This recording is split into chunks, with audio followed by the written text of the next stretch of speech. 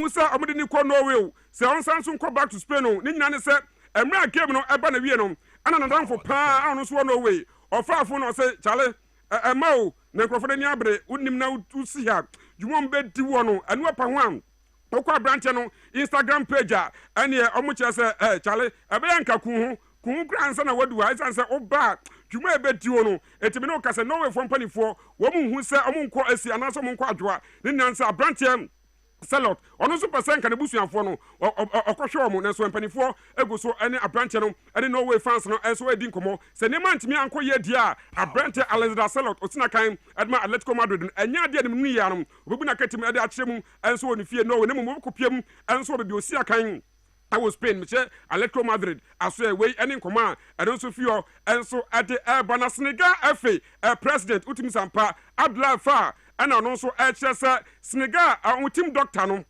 Wadibi, and so I want home. Opening on this Senegal national team, no. I Juma Ben Finchama Kumaku, a 10 years, a fay, and a Senegal FA president, and the other Abdullah Fa, and also HS, Sir Papa no gynecologist, say, one no. One should any certificate or a proper medical doctor or no or share a madia de ma senior de say or buy a beer na say enkoye or buy a beer ni yefu enkoye next one dear a man with juma and or ya fay and or man who say papa no only medical certificate or bet me ahead now or coaching tene or heard him say or met me a probably from no team doctor and so at the man. The Taranga Lions of Senegal way and Nkoma and also free Senegal and so at the urban Pep Guardiola and I know Kasem bear and Premier Sansuni Italy for the Azuris or to qualify and so and Franco Mundial Mitchell World Cup and they woman and so and Pep Guardiola edin komesan se na no yomu che se General Gattuso asa kwa no kasa nko a tobe emfa hwe ma kasa dodo na se entoponko na ntene omguso ane Pep Guardiola edi enkomo no edu achi na mu ni akoye obstacle osi akwa ne se Pep Guardiola sika obubo no baby oni nam no Italy for HS ase be bo omusika ni mutokuru and still omguso ane Guardiola edi enkomo omse hwie be se opani no agituma omugidie mapa sinya mi atuma eno so betimi aboa the Azuris of Italy na bia so etimi akoyewei ane enkomo and also feel and so at the bano pay ye and so na yade amnon nsem no and so at the asi ne abu akatem entempaso and so at the actually efie na Dovita Heba Clinic na man and pay a good year musam and so ban ye kopiemu Ghana Athletics Association onim say enche bia kopiemu Scotland Glasgow and at 2026 Commonwealth Games no and also pass na Ghana Athletics Association panifo and so Adam squad and so Adiaba na me no ka say Benjamin Azamati and Joseph Paul Amwa womu and leading Ghana and so athletics team no and so kopiemu and so da bia so etimi akọ ehwiebe nyame aduma July busumi ewumi de to so adwonu amiensa ekopem August busumi ebesim no de to so amienum Scotland and a Commonwealth game no games no and so betimi abasa no ka say Ghana Athletics Association womu HSA womu ebe compete our sprint relays hurdles na say Equabias high jump and 400 meters hurdles and weapon one middle distance events ni nyano and 24 HSA womu so edi womu enso ehun ebejim wei ene enkoma ene so afi asoyo enso edi branch and team edi Mohammed Kudus me patrobi officially wa report out Tottenham Hotspur na say preseason no Osha no no so akwasha se na why gogoro kakra se na bia nyame adoma 2026-2027 season no enso sha se bia so ebetimi akoyem enso edi ama abrante no na danwin ane ye call World Cup abrante ne din edi Lawrence Ati Zigi wano edin komo bebre enso edi aba o yes o mati bi say ne yamanfo kan say uba blaster camper as ye wati Zigi camp ane o Benjamin Asare camp also sa answer no enye no kre o say enye yamanfo kra na kan ko nim say sa camp no ebi so el blaster yente Lawrence Ati Zigi also sa camp sem no ye no kre narratives from the people, but I don't really think there's a camp of someone and a camp of someone. At the end of the day, we all wanted to make the country proud. We all representing the country. So, yeah, there was nothing like this. It could be something someone had, but yeah, we were together as a team, as a goalkeeping unit. So there was nothing like there was this camp or there was this camp. We were all together supporting each other to achieve a great thing for the country. ate Zeki Esna Kadima St. Gallen, also Salana Bonte, so, or Sanso, a blaster, a goalkeeper, and all chances I come to them, and ya dear, no dear, one who be, Nebium, and also, or the other just said, man, for also the cancer, say, yes, should I money credit to be asa, as we should I support every Ghana for no, so on a dear, or no positive energy, Obia, Sabi Debiano, or shouldn't cry a bonabasono, Sankofono, and na Utiomo, Lawrence ate Zeki. I think it depends on how people see the game. And for me, maybe the noise are becoming too much, but I do get credit. I mean, a lot of people who believe in me, who gives me the support, they always give me that kind of positive energy. And for me, I only focused on what the positive energy that I get from my colleagues, from the coaches, and from other people. So I'm not bothered if I'm getting something or if I'm getting a lot of praises in the Swiss League and not in the national team.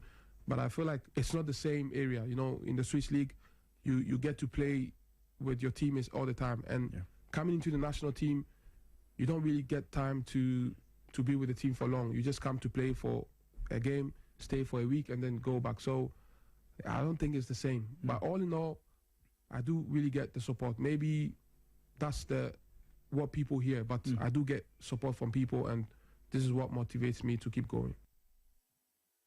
Kini nkoma ono so edi jana akopie mu enso Morocco abonte so Casablanca home and the Black Queens of Ghana nyame adoma nche bia na say Women's Africa Cup of Nations WAFCON and also ebeto dwana team no enso agusu a omo ewo ho a omo yan boa nyame adoma hwie be empanifo ade ensem enso de apa say Black Queens abebo two friendly matches a ne dikan no omo ane Cote d'Ivoire ane kwa bia so omo de rentam so nyame adoma ne and as game no and also a pass or much say way and bobo mo yes na bia nyame adoma Women Africa Cup of Nations and so shasia Black Queens and Sharon and so betimi awie pay and so ade ama wo way and nkomo free Queens aso ye and so ade ba na nkopia mu and so transfer and some kakra ofie Nations FC me no cast officially omo are appointed Drafco Lugarisich say anei won so emeye new head coach after say omo pamo head coach Frimpong Manso and so edi fi ono penino ono so nchi efi Croatia. And the first time, our coach Enso Ogana, our coach King Faisal, our coach Kumasi Asante Koroko, and our coach Abuakasi Ashanti Gold, and so Ebo Bokun Tinyami Atuma, or Penino Shebe, and Chibi, or touchdown, and so Ogana Hassan Bia, or the Nations FC, and so Betimia Komutuma, and so Abanchan Sanabia and Shannon. And so bet me we pay and so Eddie Amano na kopie mu and so our FC Barcelona me patch first team no and so share preseason as Andra and officially FC Barcelona and so first team no share preseason as na Ghana youngster and did Hafiz Gariba wono Every Bassa Academy no and the one so mpanifo atimi apa no say ne body boss wani enkoda ni papa etu ombre no ne first team no and so me sha say preseason bibia atimi koye dia anyame adoma season ye bayi Abrante Hafiz Gariba Ghana Abrante akoda we so no obetimi adwane Bassa first team no sana bia La Liga no or so betimi idea kotin and so ho Abrante Kojo Obin Junior and so Abrante and Kano Snakan edemaphobia never say down until the bones are rotten. Now the we nema and so SBT na Abrante no ka say ukopiem Iwo Adriana and the Nations FC a wo munyina ehia no it's Nations FC and so kopiem and so our Africa CAF Confederation Cup no na omu chese omunya Abrante Kojo Obin Junior agent mu a and so ebetimi aboa sans na Adriana Stars na no no so mpa head coach Samuel Bodo no so chese Abrante Kojo Obin Junior o jenim ho a waye pampe se Didio Droba no etom so anya no enso e odomane ne potema ade so betimi aboa aduane ojama no na hye no enso etimi awie epeye be no kasa Abrante last season osiakan Edma Kwando Heart of Lions boboko no season ko na wie no ne contract jone team ne wono eno so etimi aba na wie enya no kwam me pato kopiem enso ewo Ethiopia ene teams awodo na enso ehwenim se omonsa ebetimi aka Abrante ne din ade Kojo Obin Junior we ene nsema if you and so at the Ebafe, Accra Heart of Phobia never said until the bones are rotten. Heart of folk was say we shall build a strong foundation with our colors red, yellow, and blue. Nanim and a season equal and a coach Masoud Didramani and technical staff in Nina. When we rose to Munina.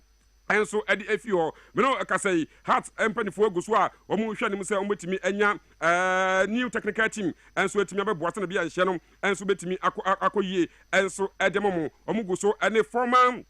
Tema youth coach and din enso de ne boja Kapo enso edi enkomopani no wa coach Tema youth pen wa coach media man enso pen omuguso ane ne boja Kapo enso edi nkomasa na bia opani no hwie be won so betimi Ajepenie abetrene enso ediama Heartfolk enso Pop Boko no former Hohoi United and a former Ashanti Gold head coach and team enso de Shaibu or said Al Hassan enso eneko pima youth teama utumi sampa ene manso etimi ekoye enso Burkina Faso team and Rahimo FC and then with me Apo Penino say youth team no head coach on Sansonia assistant coach and Emma Rahimo FC Bobokona and also Ewo Burkina Faso etene Shaibu or said Al Hassan akopiemu and so El Burkina or also Eko na wakodi juma and so ho na bibia nso etimi akoye enso ede amano enti yegira no so na ene agudie mu nsama ensakan no yemfa ne nyina enso emfa ensina dovita dama ene etena ase a ede dwumede no enso ede bro me ka so na me adoma ena nwumre live commentary enso ebeba no World Cup first semi final game and also passo womra France and so and Spain and so at the bonibin at the ampofo eji kume Wilson Junior Roger Emmanuel Sansona Kojo Fosu Fandi Despond and so PPM Fidino Edmine Dakramo.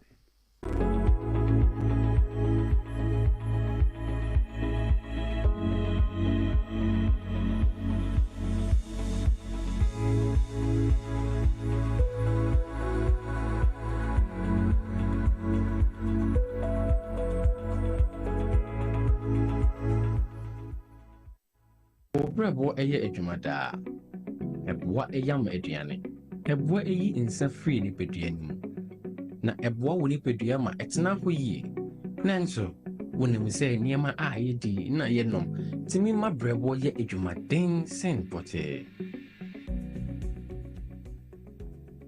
me hunda me bravo ye adwuma pa ebia se mentumi ye bibi boa me bravo ani and nothing about the left hip from the Moses Clinic, they have asked about herbal food supplement. What says it? Pa the barber, ama a year Jumayi. Now, any Juma.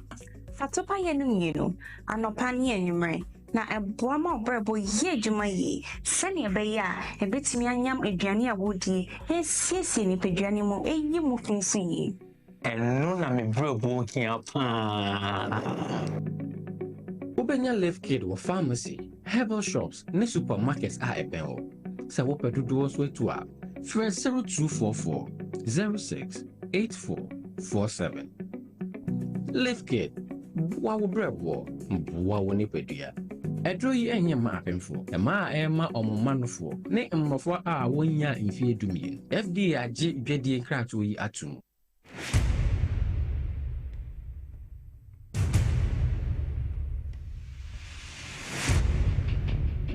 The average human body mass should have at least 60% water for optimal performance in any physical or mental exercise.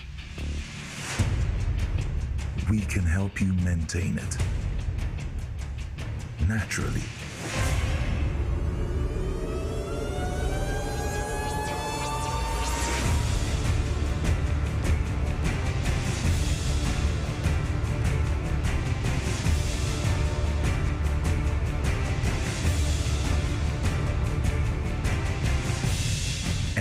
Natural mineral water.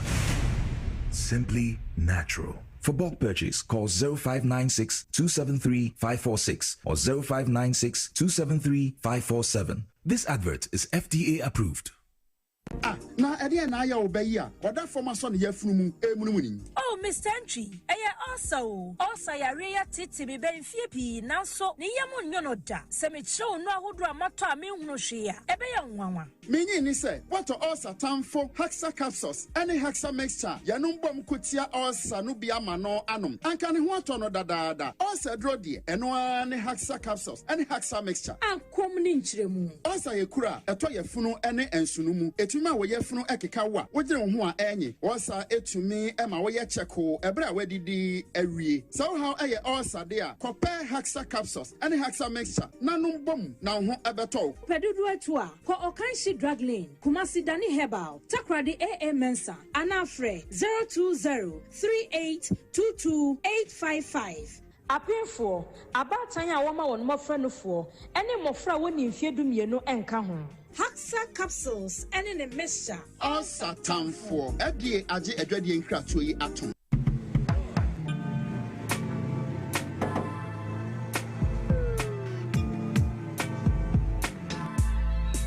Welcome to AutoCheck Vehicle Diagnostic and Licensing Center. I hear my car can be checked here without going to Accra. Sure.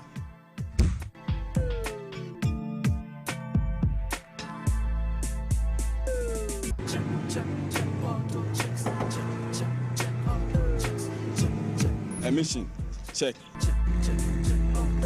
Alignment, check. Brakes, check. Visit AutoChecks at Koforidua Aquadrum Road for the roadworthiness of your vehicle, from saloon cars to heavy-duty industrial vehicles. Madam, your car is now ready for the road. Thank you so much. Auto checks. Check. AutoChecks, your safety, our priority. Check, auto checks.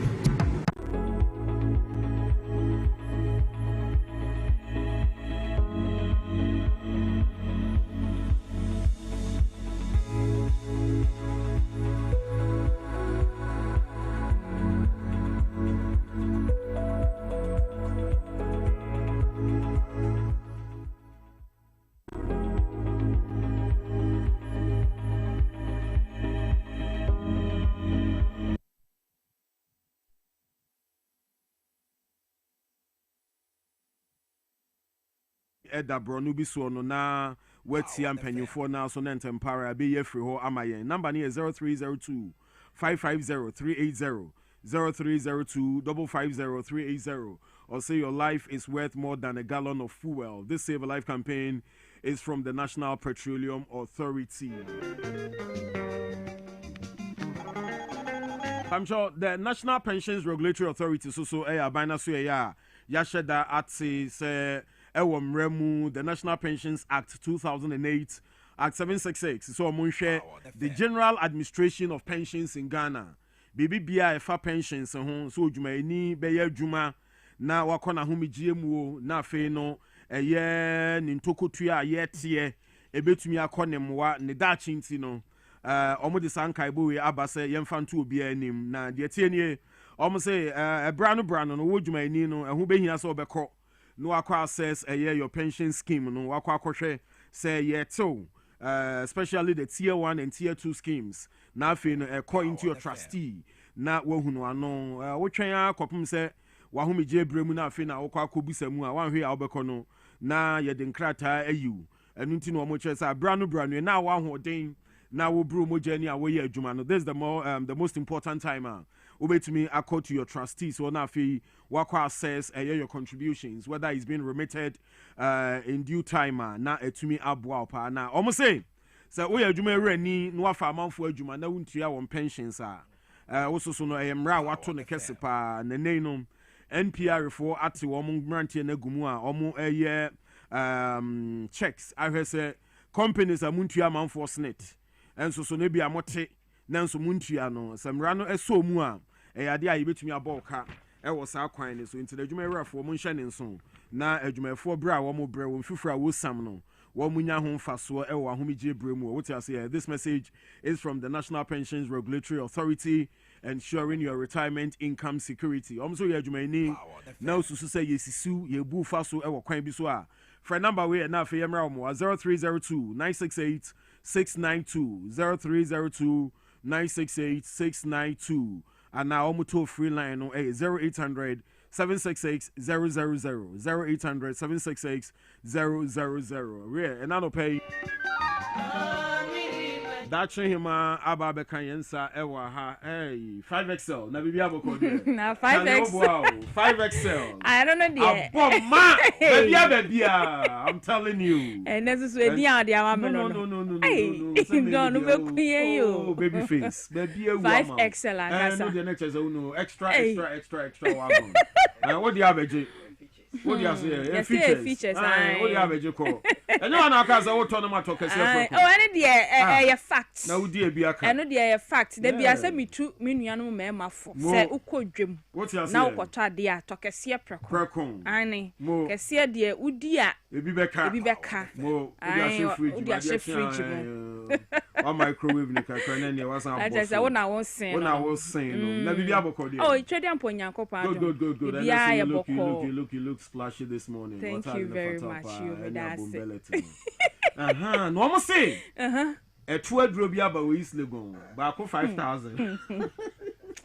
There's some money to a 2 guso no. Done. Ba ko 5,000. A 2 dro. Omo beto. Na surgery kra omo ye na 5,000. Na 5,000. Yeah. Surgery omo koda ho mo 2 ye de mpane ye wo mu atwe srade agum. Like seriously. So omo ye de ageden. E mema ne so omo penny sa na say me hu na me de me hu ni say mema ntia because one in the building enye be ma oba obe ha ho say me ye meto e de agedien o shape ni de ba sa no aya na ye fe na mom no akira sem no e na do so side effects no e was side effects o untumi fantina say wo mo ye omoto no wo mo koye saa hwan no wo de ye bisa wo mo and you say anything no my no cream formulation eno de no aso de srasra eno so ne so wo srasra na wanye ni ya ba ko be kese asene ba ko eno so ho because measurement esa se wo srei because I say you tell hu bi go hu na sugar ko one side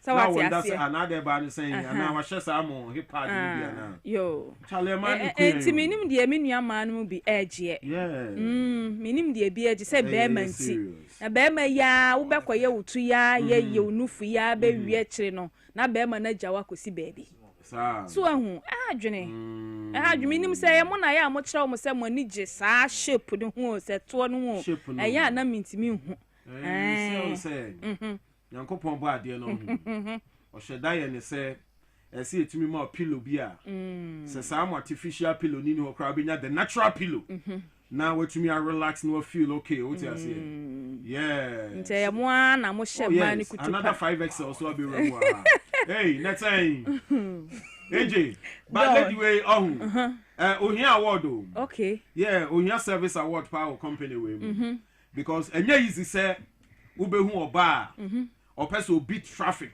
okay na odi uber be sin chain no be fa moto dear. Seriously, I keep watching and I'm like, no. Let you hear service award. Seriously. Yeah, now what you cost? And now what you sideways. Oh, the last time I cried, oh, pry, when you no cry, no, me the Uber ne buy, and on the motor the buy, any a beshi, I mean, me, no, me Uber and pimney motor, and when you because your call for sports breaking, na me who around, and I was worried. Okay. And to Simana who said, "Oh, see a free motorbike," so and I was so tired. Say, Charlie, sister, yeah, dear. Oh, yeah, because motor riders, no, the way I am on nam traffic, you know, me say, Miss Ro, Usro, means me for motor. Now man in tribe. Miss Ro, I don't now share ride the sea. Just almost me. Nam traffic in FM. I want him some motor and media Miss Romum, and motor dear, and sometimes you need to experience things at least once or twice. Oh, now DJ Flexi. Good. But the Mets na the end at all. Now the way I'm a bum no. I know your home match. I don't know the home match. I don't know. The way I'm a bum no watch the home. But now my for her was a gay. Yeah. Motor suits now is another experience. And you know, Nana Jo Ayabo Abaso. I'm going to show I know from my why I dare to do. Say our award to be a share that the most special award for this, support by no easy sir. Oba fe say you no baby Oba Cynthia na obetina and prof din Cynthia say Oba kukudrufo na since movie bia na efe ni Cynthia eno na me ka Oba ya santo rich na moto no so dia na nku no wanya bi etu nku no say 5k no I mean the guitar me kura no me sumu ba o shelodo si ali ankwa eno kre another don si ali ankwa ade ya ne mu twe na asesen no say we as na de bia wo load no yes kafra any eba be son this kakra ya wo mu misa ya maame mu mpanyufo na omo maduro mu mpanyufie so na omo kura load no misa wo omo sisi no mu kotodwe bra wo mo bre no samum o de ahyasie na behu se o efe na kwa beti ai na unyini na woduru mpanyufie ye mo kura ya nyini nuru ba bia na to da ni ye sisi ya o tena se abue o da ho abue o nante abue ba yesu so de anu so na my that comfort no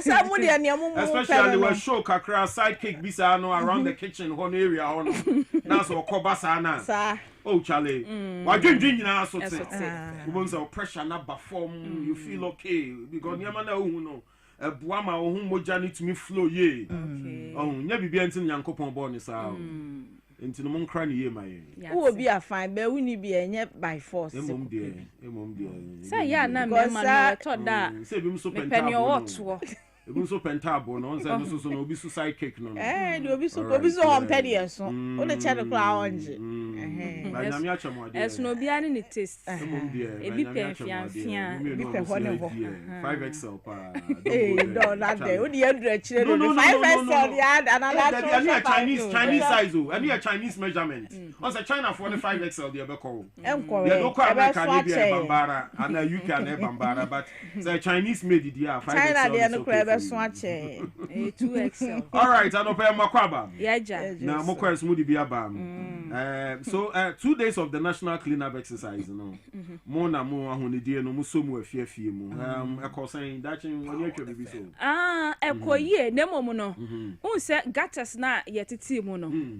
Ya yibia gu nchen mekasa besi ne presby he ya ebi kusu gu achire awo su he okay traffic light no cemetery no traffic light no e dey ba school yi ha no mo say ya nnuana se ho na gata o muti mu ni nyina e sansu gugu gata na no a se nsuo to gidigidi se sie ya e be san atwe akoko nti don ekoyie de nemum no ekirasem na dɔɔso ya ya adwuma bewie na ya san ja agu ekwan no ho a imagine say nso san beto a ede na besa si konkra bet no si no wahu ya san ba besi ya dada no mu a na minimu sasa ya ka se tracks ahodo bi a na ye twenom ne ade nti saa mia ahodo no a egu ho no mu besi ne no tracks ne abobo ya na bi ankɔhɔ ana so wahu ahadwene nti ya besre se ebe pem na mia ahodo a gutters na yetiti mu na fini gusugu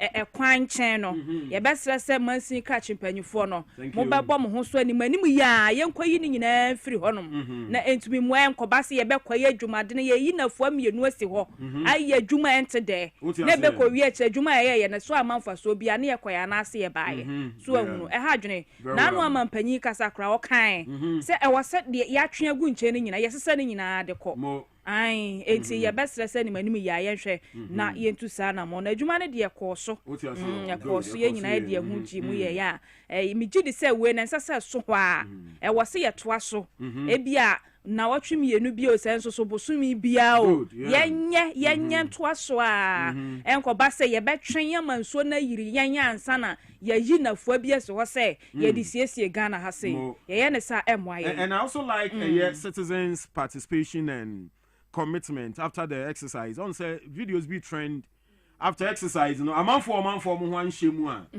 o mo ahya se ye nwura no Mpotamu for na ahase eso mu enchi wo mu enra me hu video ba ko bi emse woman ba ko bi asoa eye janan na obehwe agu gata nim na amanfo beto che so ye clean up exercise no wa mabi ade akyen ya ne obeye nie na omo soa no ana okokuma ase so a yes shops bi a almost defy order na omu bie no ya o manye no omu animu ho no omu ba ade kye no na boys abeti omu agates no omu say spray de egu o shots ni edi amomu ebe mo wa plapra what you say omu enti yesrem abro ne doso we living in a society ya admit say ye bi mo ho a ye sheda ya abro menim say no so ye oba ade ne nsa no adwuma ni bi no no ase ye bo oba sa o de bra ne be ya abro be say ne yama nko a ya wa manbofo ho samum ye no kre omo sheda say ne omo de se be yo se nye yo obi ho a I don't care for no omo te Ghana ha say no say emfa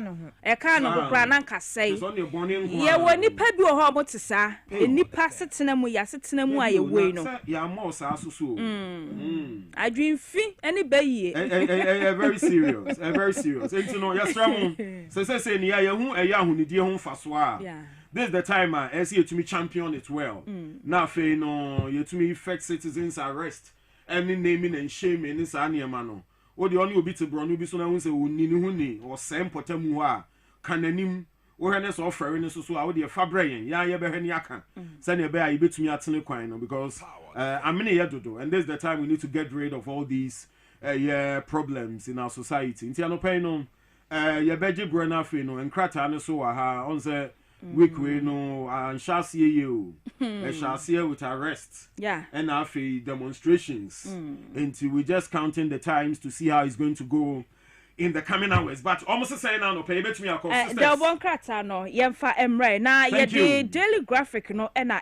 shase come on me that fa daily graphic na no pay ya na abukari the second dagbon kingdom ohene popro ya na woda no ya sese de waka enchine aguo no wode ni fodi aba beto anim ha se ya ni nyina akwakwa ya rekosem pa ye ene enra yete asem no na eye breach kese ena abo omamu ni nyina ntie na no pay krata e bama ne se Ghana nyina na yesu ya na abukari ya wotoso mienu a na woye ohene popro ewo dabon kingdom no emo na eno achikra no enra enyina nim se nkrata free mampani atena ye ebaye ya na kire se wo mu nyina esu de ya konsem eko ediama adehye ne abusua ne omamu ni nyina sanso ena Ghana mampani dada yera akufuado nkane mampani abedi akire Dr. Alhaji Mahmoud Bawumia ene atitiriwa hodo bi ewo mem wo mu nyina nra ene chese wo mu ede won sem betudwa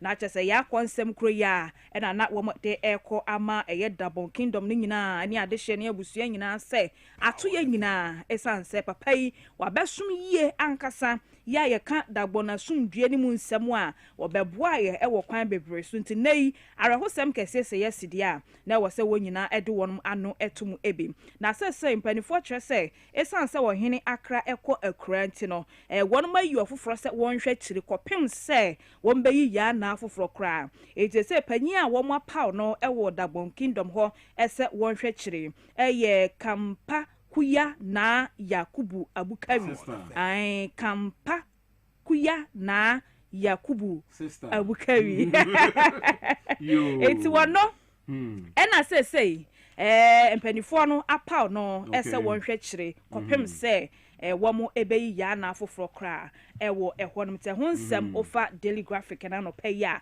wodi ababetu dwa yenko krata yi ne fa ye no etoso edu ba ko ye 11 na oboremu susu a ukopie mu obunu east mantem no emu asese de nananom any lands commission no wo makom to ma batwi mu a wono cha se asase yantam kese pa wo mo ede ma aban yi sane be ya abanyuma hodo project ahodo e wose wodi gu akwemu na bunu east mantem no wo so efom to ma papa bi efra no wonom ahwe eye ne sa pepepe etiani asase no 310 acres of land and asese wo adani mu ede ama ban ya asese uboram e wo bunu east mantem emu a nananom kire se eba beboa na enwuma hodo atimi akoso ebi ene aban atena ye ne na hwe ya hodo meka ministries department any agencies ahodo wo eba besi e wo sansa se no eso na wo chese wo hwe saa na montuo yi a ehya ase ache yie pa asase no ho senkaye no wo se emfimpinu ene edu enkromo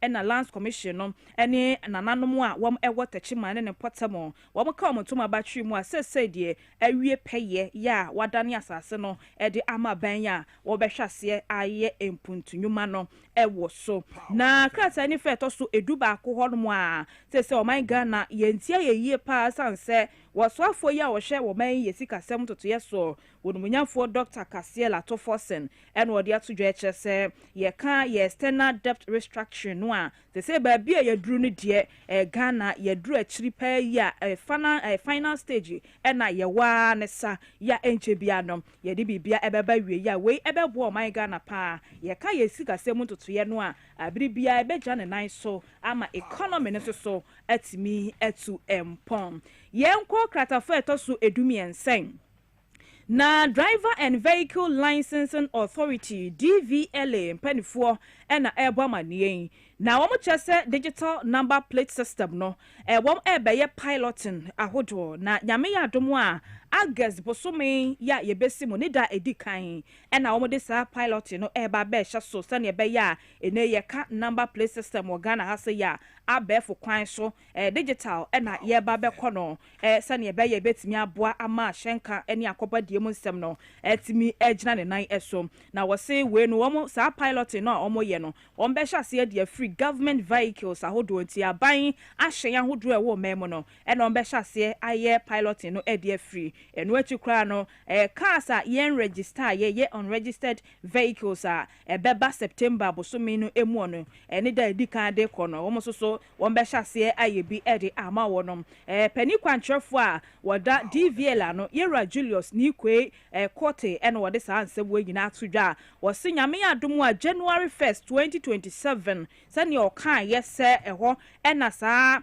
digital number plate system na nkasa be hyase registration no be hyase ewo mem no ene de date no ensesan ye kra eti ahyenka form wo Ghana ha nyina mo hye no so say January 1st 2027 ena sa dwumadie no be hyase ewo mai emunti duru ho a na wo hyen a na wa hwe tu sa na mo no se ne be ya ebetimi aboanti weni afoforo pi no a ena na no pa daily graphic de ba ya ye di mu nsem asom ya hwefo ene ya tiefo Mamemfa the Ghanaian Times obokrata no entoasoa na chese ya na Mahama Abukari otosumenu awanya ne ba bi kodachi hema edikan abosansam no emu amane dada na DVL fo so na nei wo mo ba amane wo Ghanaian Times obokrata no musa nei cars ahodo mako eye 85 enenei wo mo ehu achese ye dia fakoti kwan so e dia bepie mo ewo oh my God na mu hanom se ya enu nti sa cars ni nyina no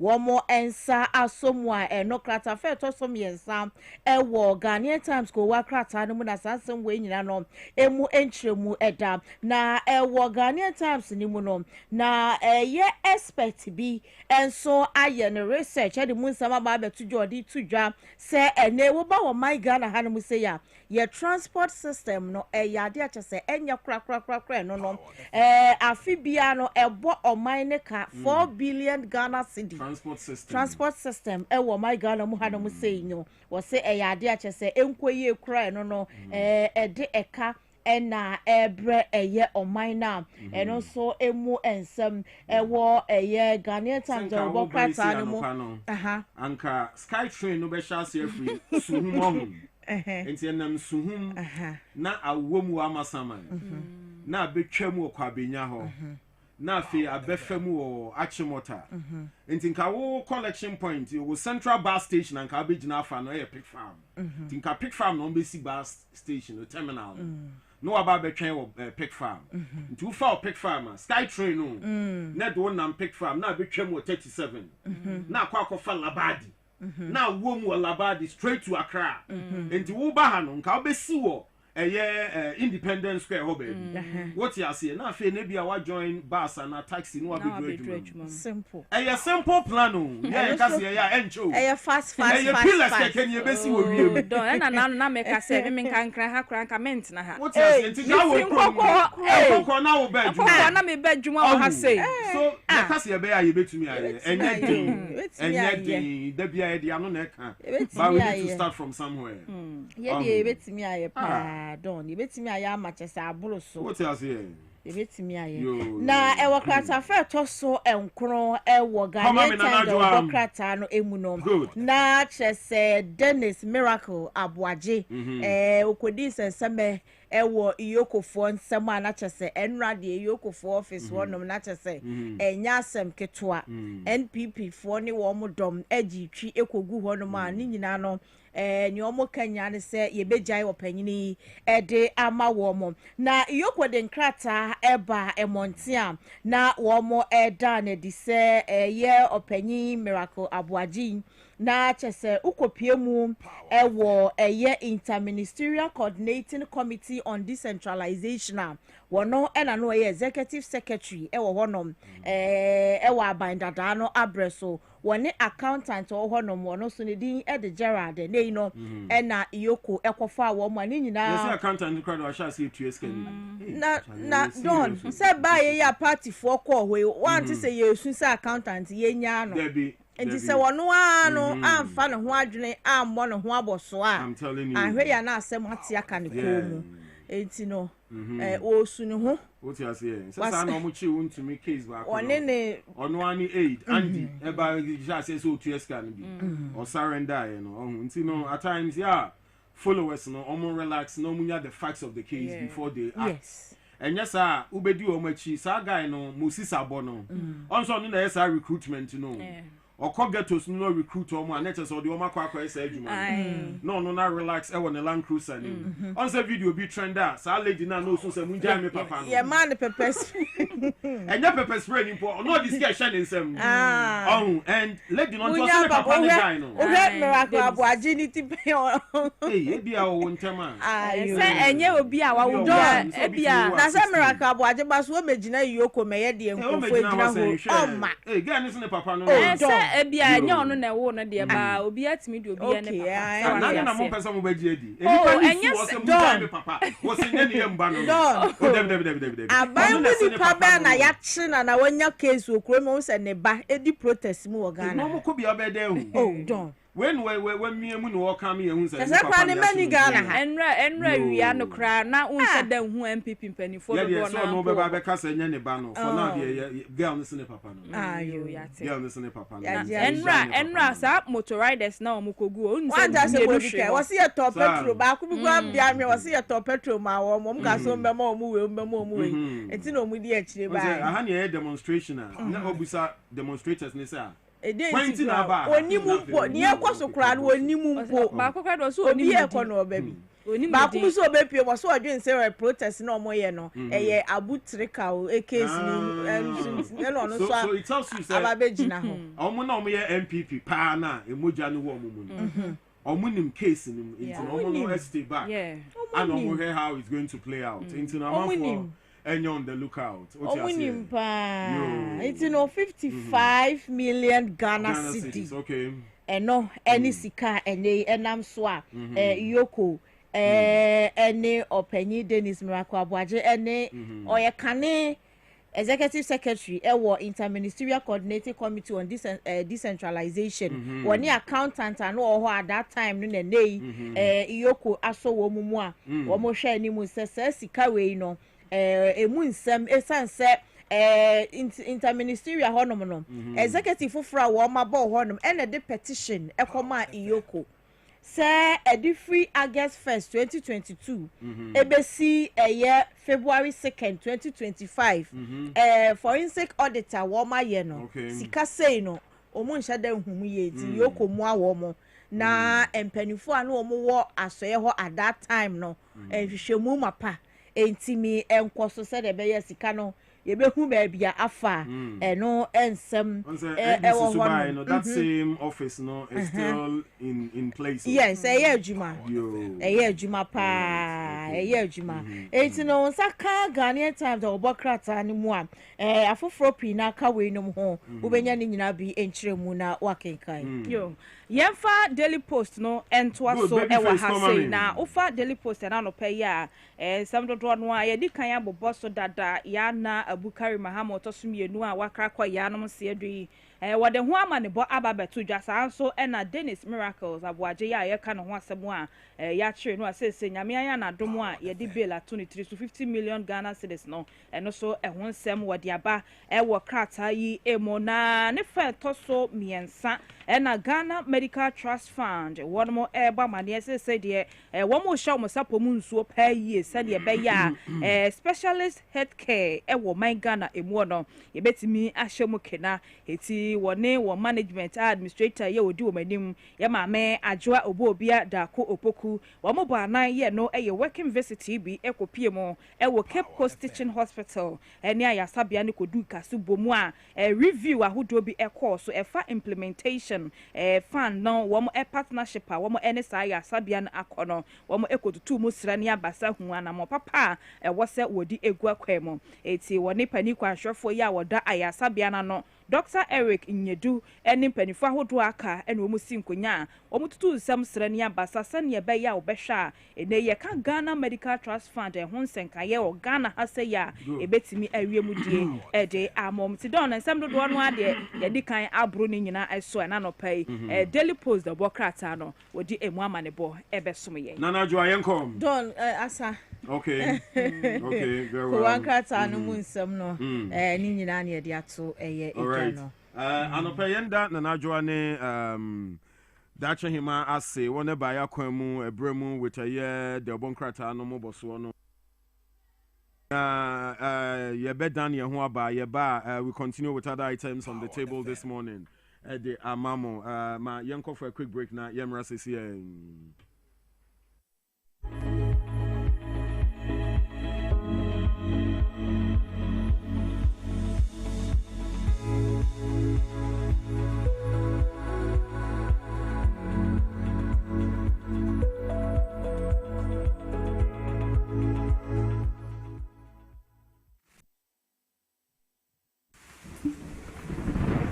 Peace of mind is very essential in your journey to success. For Akwesi Papa, peace of mind means having a proper covering over his family. Literally.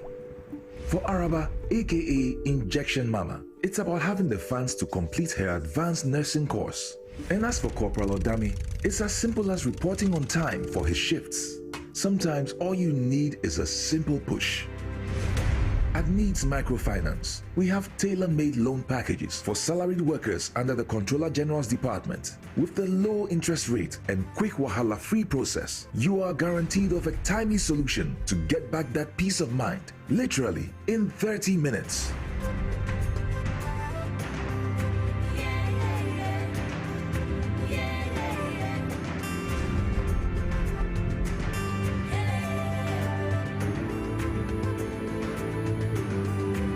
Microfinance, growing with you.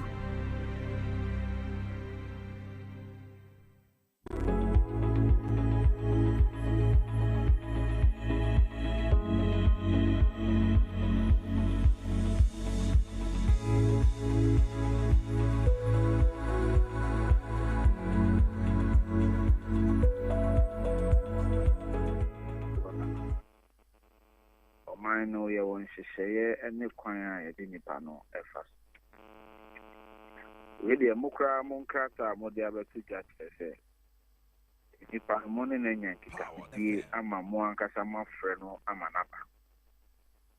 One moankasa. And I'm more say, more person moko arrested. And the modi be a friend, stop order at all. Stop order now, Momode Tono, so no one can't know. He didn't inform me. In fact, more statements, the moon new grass put to mind. One how incompetent Raymond Achaoy is so incompetent. Who intelligence officer, wosi obi edi bɔne nipa no yɛ no mu hwehwɛmu a wɔkɔkye na wabɛka kyerɛ sɛ nipa no koraa tu kwan a wonnim sɛ wotu kwan nti wo no intelligence na woyɛ no mfa so ɔbɛn na wɔ so sika na yɛtua ma wo sɛ yɛ intelligence officer no mfa so ɔbɛn na wɔ so ɛno ka bɛyɛ by the way na afei nipa no atu n'akwantuo na waba na wode rambo style movie style no akɔkye no wɔ ɛyɛ airport wokɔkye no wɔ airport a Ghana Mamra Article 14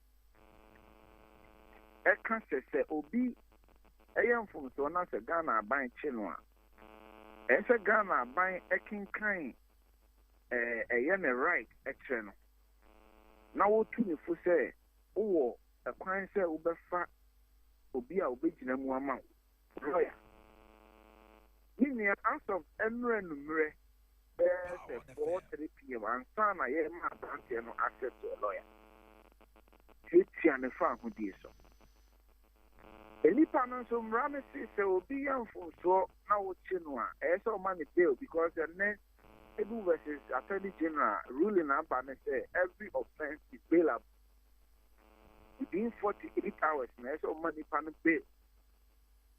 Raymond Acha train ya money from 8 p.m. and son of the bail conditions. Or the bail conditions in a buyer was 60 million. 60 million Ghana cedis. Na no pono on fa and you know a general movement, some sureties in Samra. Sureties in Sam, a movie you look at, a say, or Muti or Mukuni justified in the sense that a yes or Muti Chapatia, some $10 million, Eba. Bakubia, fight Chapatia, some $50 million. It is all the bar and net dollar needs to be a young $10 million. And I send the family in Famba. Now, who in Monata said they were pushing me then a $10 million and I drew 8 p.m. at the other. Million, I said, we yes, I near my way, Bonnie Wing. Our President Mahama, yeah, aware, dear cost.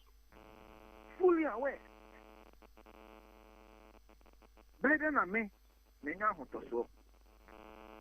Now, Pamcho, Kofi Tonto, a member of the NPP communications team, also a deputy spokesperson for Dr. Baumia, or no Ahomane, so Sasuna Dr. Sami Aye, a presidential aide, working with the office of the president, or no Ahomane, so the neighbor bank, Monimna Feno, Yahasi a bit to me at Nequino, Ewa, same way more. But Kofi, why don't you leave the president out? Because these are institutions at work. Where does the president come in all these? Why should I leave the president out?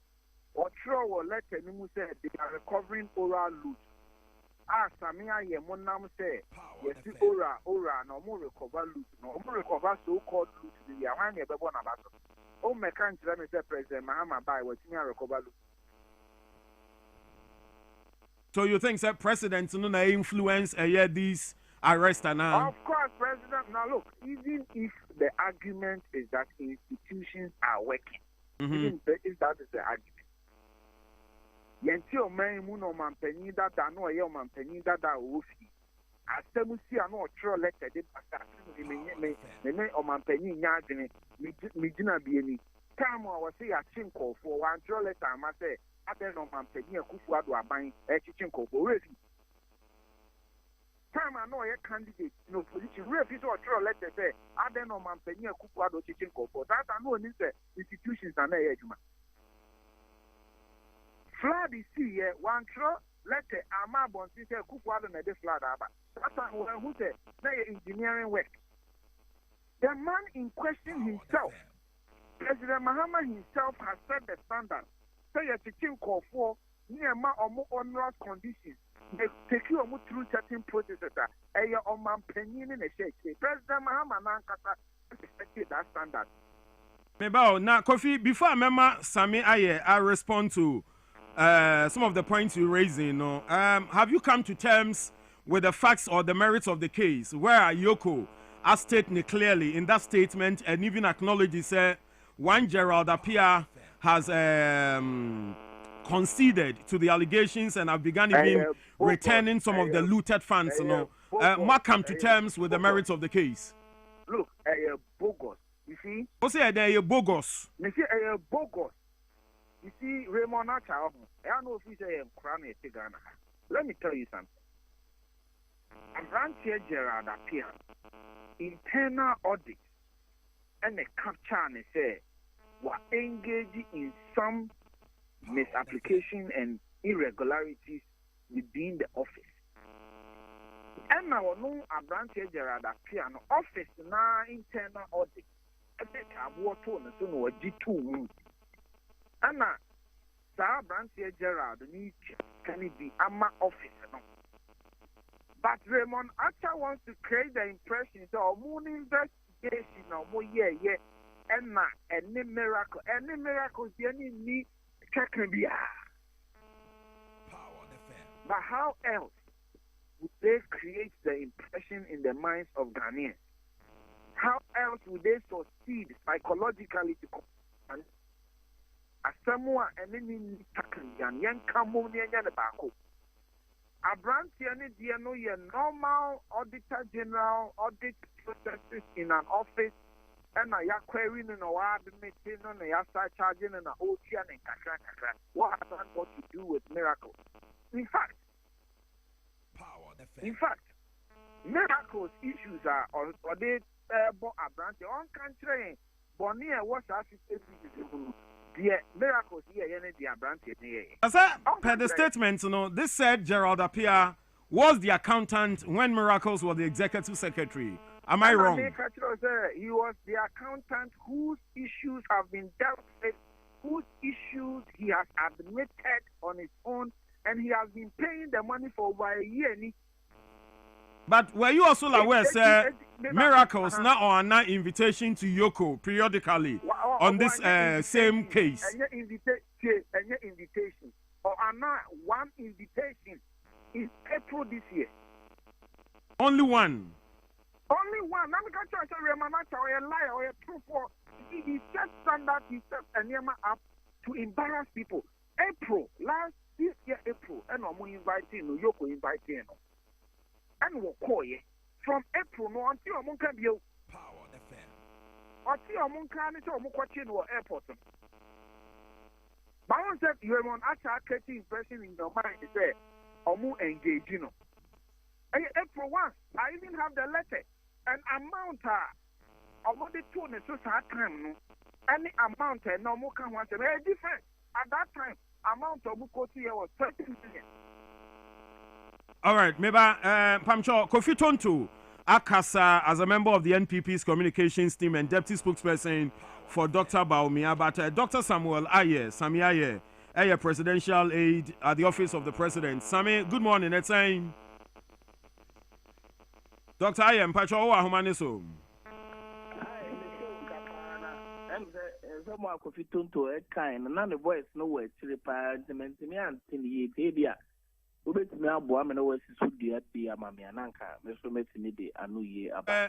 You are hiding behind state institutions to intimidate and harass their party members. Notably, this Miracles case, Raymond is painting a picture. Be say, as a Miracles are BB, but no criminal on ye BB a bear warrant sa intimidation na in his own words a course so enrano. Okay then. Meda se wa mama yakwenya na mamenfa platform yi enchia masifo ne wankasa ni adwuma efo ewo mo adwuma koi na mo bo adwuma baaye ni chia mi ni Kofi Tonto so ene se asemi ye mi ami ni Miracles ye o ye mi ni apa obi onimbia ni se ni apa but one say about issues of governance and the fight against corruption. I'm say in the and see I'm hoping that it will come to its final conclusion. Now you want to cry a woman. We know the early days yet. The attorney say in somewhere MP4 aircraft. I na yeni Miracles. One of the major critics of the government in no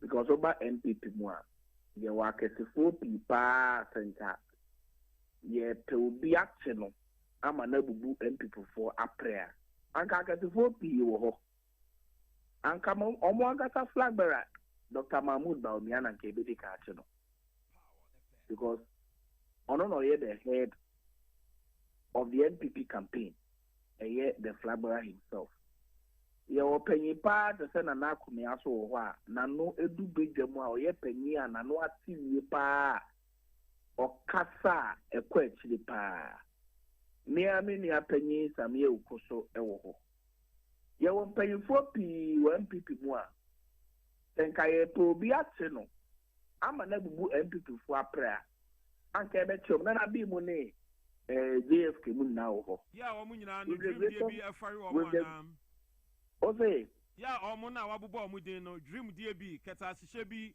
afari o mu anam and America says the argument of the NPP is that because my brother miracles have been very critical of the government in the action. I'm able boy didn't say young penny for good and they almost very critical of the government. It is a gay to be action on the basis that they have been too critical, and for that matter, their presence will hamper the progress of the government. And can you miracles never in the face? And can Dr. Baumia any better in the face? No could be any assembly. Number 2, you see, by maintaining the Akofito to all bonds and neighbors and Hakikans and be in touch with the TNSA. And is it the first time Yoku and our CID and our any security agency HUB Ebisa and someone? The answer is no. Because even before this government, the NPP government arrested a number of people. Me papa Kojo Chumbuafo, our former CEO of Free Zones and or director of FIC. And we've watching on several locations on financial crimes allegedly Menoka say Uncle Siaga because that no could be any. This current Attorney General, Dr. Dominic Aine, Abai Eteno, Editanino. I didn't go through investigations. At the end of the day, no could be any. Lawyers and agency, and people forced to detain. At the end of the day, I'm Kosiaga. Current Energy Minister, the Honorable Dr. John Jinapo. Security agencies detain and investigating. I'm Kosiaga. Dr. Ato Forson, our Finance Minister. MPP4 didn't go through rigorous process of investigation. At the end of the day, you will say na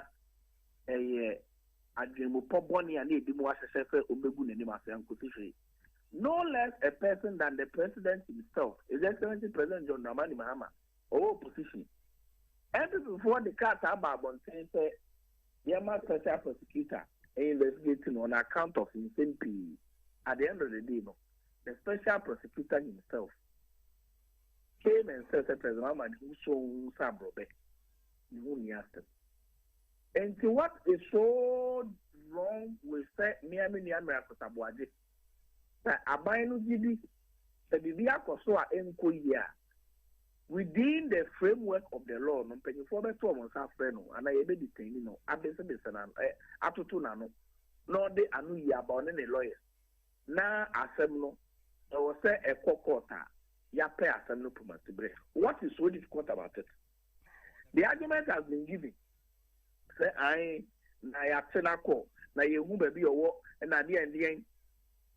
The same people almost say miracles, you baby or no. Mountain and Kano, the same people say pity diet on the year. Obi a who say Mountain and Kano, ye de who say when ye be an Indian when ye be. Didn't Nana no queen, Marcus and the lawyer Samuel Tachia, Ababon, to do a numero, Wakoni clients no.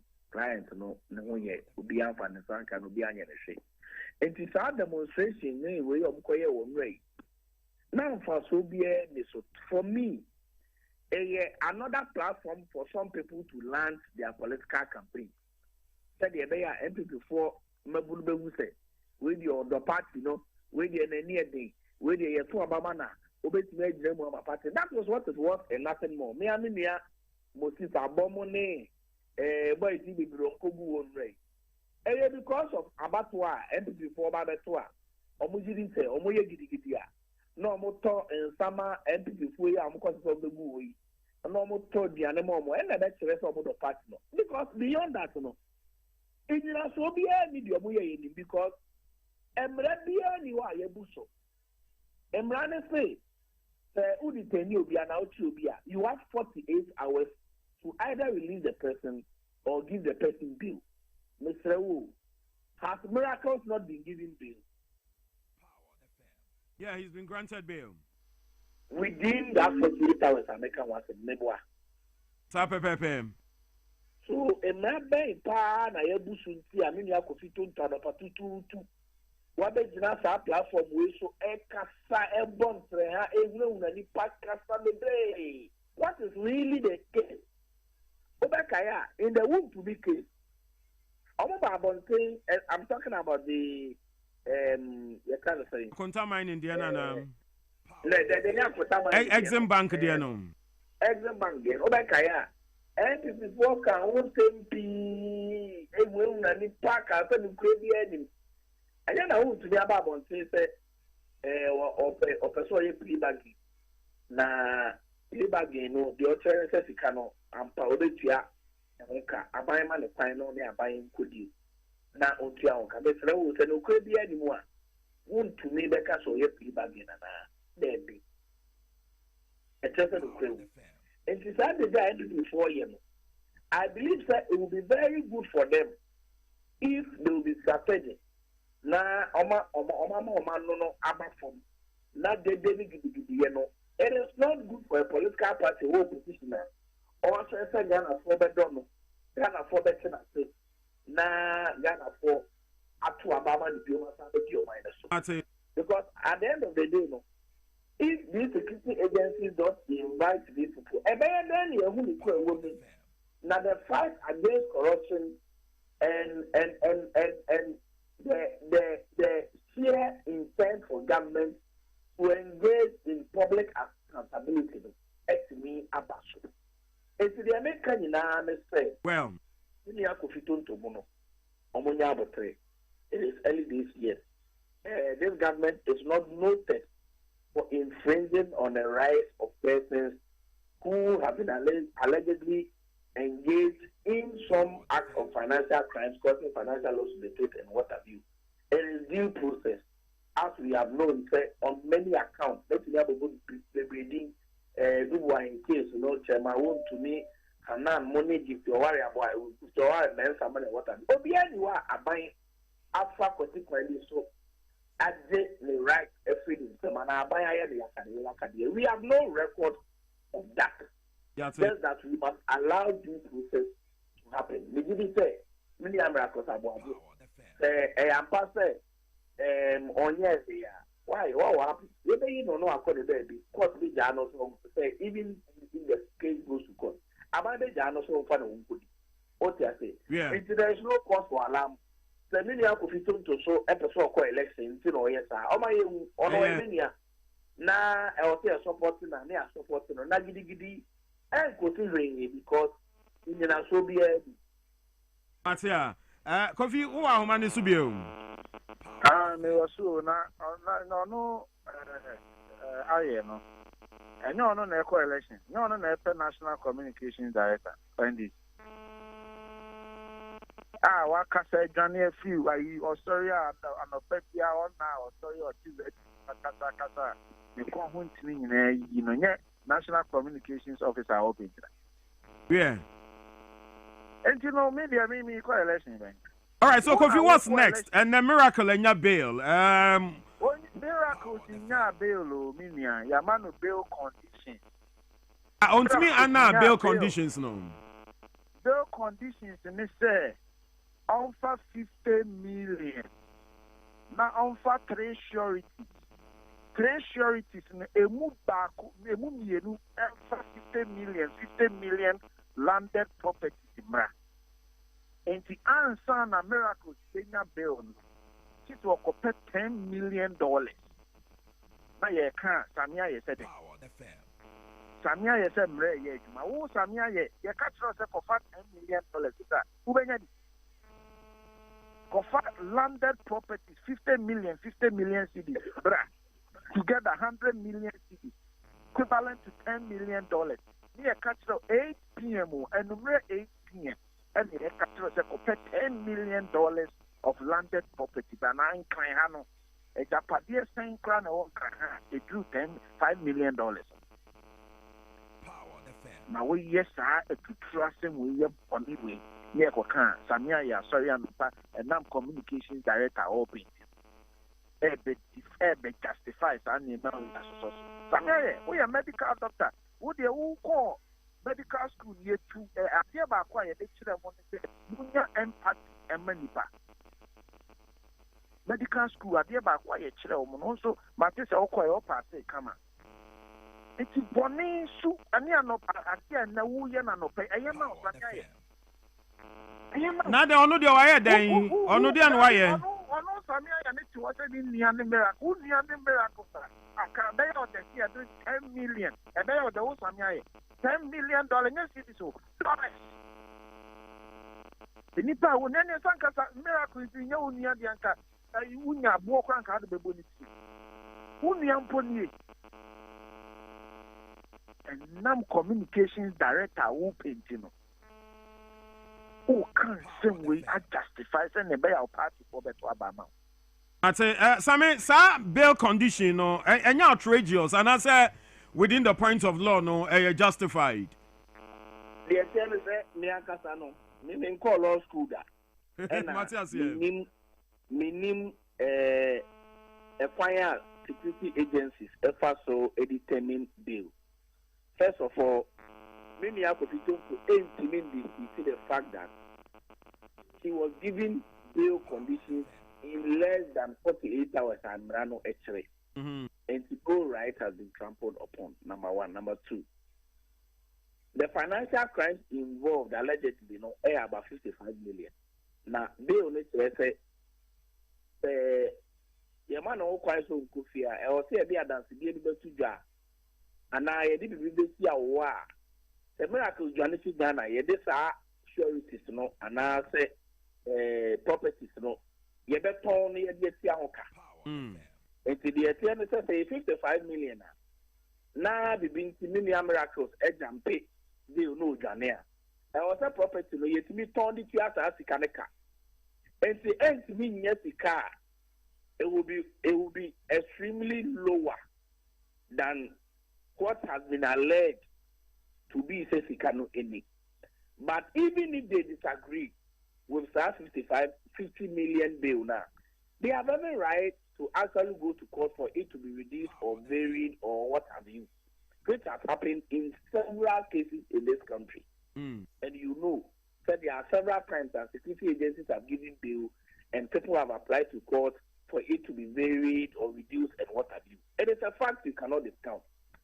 About many miracles, Adam Fufane, it is a matter of public knowledge.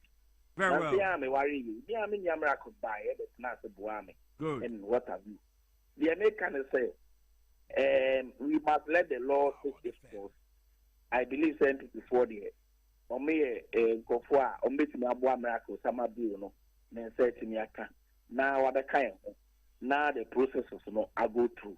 Matthias explanation the brief from Minia Sameuku, any Miaminia could fit into a chest of miracles, Udibim, Nana Uso Sabre. Sasajibian what they are, and I am 1 million miracles, not Unyani Bill. Now, Asamnum Cockot, now Kodibim or Court, now Obia on Toron, near Cosunyama, your Sama Ye. And in some Aminia, Covito to Case, I am a medical school now, and Patinia the Abbey. Casa Macase, Bibia says, me. Me hope you say would crab a dead. Now Obi no so sabo babyano uncle.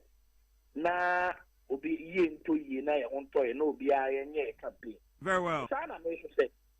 One and say bia message na yes say I was say be go to prison and I was say be bia say anyhow. Na pepe na better me do tuja. Mami na mo ase na no pay. Confident to anopa me na wase. Together with Samia, yeah, I believe, sir, you bet me a home so Hana, Yasha and Yamreno, Edibe Brain as we move forward. So, Kofi Tonto, or no, a member of the MPP's communications team and a deputy spokesperson for the Baumia team. Ono Ewo Ahomaneso Anafe Dr. Samia Ye presidential aide at the office of the president. Nampamcho we'll get the legal perspective. Nafe I will engage one lawyer. Now we try to understand a few things around bail conditions and what it requires. Nafe so this very statement if Yoko eba no. So Yoko says arrest of Dennis Abuaji aka Miracles and Gerald Apia in respect of 55 million Ghana cedis investigations into the Interministerial Coordinating Committee on Decentralization. Na almost say the former executive secretary of the IMCCOD, Mr. Miracles Abuaji aka Miracles, the former accountant of the IMCCOD, Mr. Gerald Apia, and others are under investigations for suspected offenses, including 1. Conspiracy to steal and stealing, using public office for profit, causing financial loss to the state, dissipation of public funds, defrauding by false pretenses, and money laundering. And I feel almost say other suspected offenses. All right, lawyer Ernest Akosa joins me on the line. Now, no mahese obetumi aboyen amayate sa kwaduwe yase. And more so, the issue on the bail. We try to understand a few things from the legal perspective. All right, I'll say, Pamcho, lawyer Wahumani now. Lawyer, good morning. Good morning, Dog. Yes, next saying. Yeah, that's it, pa. Yet on country. Obejiko ye dia ye hu crowd. Oh, lawyer. Issue on the table now. What's the issue on the table now? Very well, very well. I understand. So now, lawyer, you show this whole issue about Miracles, the arrest, any day by Yoko, and then the bail conditions. No, who is saying does it fall within law? And I say politics move now at play now. Well, that was an opportunity at the money where feed the cases to both radio and TV. You know, we share Anamoa Yoko. It's within their mandate. At any point in time, a suspect will be a dream be. And now independently, or more conduct investigation, no more reasonable cost. As soon as have been saying, Sikastendi, after in Saturday, and I said, do not give beer, you be man, no. I say, beer, the churches, I say, I buy a Juma, I be man, Sikastendi, no, maybe I'm clear. I'm not that is omitting me, I invite the panel. And you know, and I'm not here, so I arrest you, considering it is within their mandate. But just that. For some time now, no, almost every issue we try to politicize it, which is not the best. But we also have to look at the approach you consider your human. Is that does it have any procedural basis? We say normal move to the ancient plan with this one, and I say, Bia, and I say, intimidation be. And so these are some of the issues that we have to look at. But sometimes when you are offering such opinion now, you try to explore those opportunities. And you say, you expect Ghanaians in Ankasana amongst to making a more independent appreciation of the air cost. So say, yeah, and I say, yeah. Now, boy, lawyer, 55 million Ghana cedis bill with 3 sureties, you know. What would you then? Well, you can't bail conditioner. And I said, it's out of one a true swap.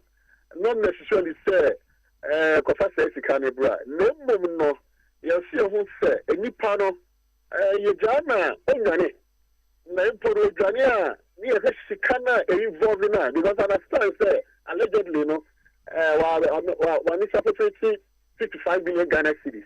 Yeah, it is 55 million Ghana. Would be grass? Oh, yeah, Sikade to the Trisuno, 20 million Ghana cities. It's a Cherubina, so you have quite better the first one. You don't see me, and I feel yes, some non bona, a quite better sinner of Mano, every senior just says Sikade back. And you know, yeah, not that state institution, the which Yoko has a mandate, but a subject to the evaluation by the court. So that is another side of it. You want the 2 3 so young landed property and your car, a trouble articulated me, sister, no mom, and I'm proud to be the baby who feel my Jirgano, and I said, yeah, Casua, actually, young Corres, your call, near Cosalu, near Wusam, Kata was no, I don't dear, and I don't see the person who started a charity, and I saw Jiraho, a dear Jinamu, and Miracle Boy, and she has found many, not a one so, now, much fun. I want to say, I bet me, Yamani bill, pending further investigation by the state institution. Na chese se wudi sika so mu ani da ho na hwese sika na wudi no ana wuwia no ubenya saa ni nsi ho se mra ni so mu a saa na tie oh yeah can you so we go di sika go di abai sika no as humans as we are no we don't expect us say nyina no ye be yet se pop amount for deviant society ho and to se bibi sa kosta and me mra na se because abianeka say money how do we expect police to get what to do? And they are a human being. And they pay. The days are created. And as I know money in our cause, they are who deviant to. They have been in the you punish you, they don't want for crime. Bad condition, is more excessive and arbitrary. So I say, I was so to do. Now, say, the part of the fight to risk, they are saying you're betting your money. That is another leg of it. A drew Simon now, Sika, the two, if a course is another, or more, you should say, or my dear bicycle, or my dear dream, Sika, the troubles in Eswana. And so that is another discussion that we have to also look at it. I see, but final one lawyer, Akosa, na Minja ho, and Nano Penny, the mode of arrest, among for few say, Ufri Aquantio Mubaya, right at the airport, near arrest. Whilst you can even be invited, because per the statement, he's been honoring invitations to Yoko on several occasions. So that mode of arrest now, you better rescue away straight into custody, and also was saying. Well, it depends. It depends upon the and that state institution also Romagada. Okay. So what's your say? The matter gather certain information so that state now you're doing, and I said this leg of the investigation, you're invited on first time, second time. You're taking maybe a statement, maybe are cooperating with investigative bodies near the no moment I dream there. I'll see a 2,000 more weight. If you turn about that information, you're serious. And another leg of it, you come to me invited, never detained. Okay. But who see, say, in their right senses, say, and I'm on no obviously, none of the drama or Jumadi no wood, across. In any case, any state institution, they may be justified to some extent. And other leg of it, they might have even gone beyond their mandate and also. But we need to interrogate it further and establish, and Panamono Mutu, was it beyond, and I said, beyond their mandate, and I said, over mandate, and I said it was within their mandate. Na dear influence you will take it that decision say we feel according to Uba and we have an uncle fee. In any case, I'm not the first person and that's the first accused. Yeah, they don't emphasize this also. Yes, that the FCC, a drama investigation course and I say and my Nippon right, human rights, yeah, be sure I say under my that is another discussion that we can also have. All right, lawyer Kosa anopamia na wase adwuma ni dia wote ase wa ben pa na adwuma so wa kire ase ye no ye mfie nkomo wote ase nti anopa dia ya du besi ha na ya di nkomo akire lawyer ya da se anopa im don't me that next week be my two of the graduation Legon. Very well. Okay, we honor that invite. My now a CPE. So that's a private legal practitioner, lawyer Ernest Akosa Anna Yejebre. And Edin Komono earlier on the free Dr. Samiaye and Kofi Tonto so All right, so 24 minutes past 8. We're live on Power FM on radio this morning, 97.9, as well as on TVXYZ. Sister Nye, Kalena, you are brighten up, okay? What's your saying? All right, so that's your special request. Mary, Nanekuya. Na anopa ye bejina we so na fe no ye dia ma eye ma me esie duwa from Piwak. I'm gonna do a 3P garlic mixture and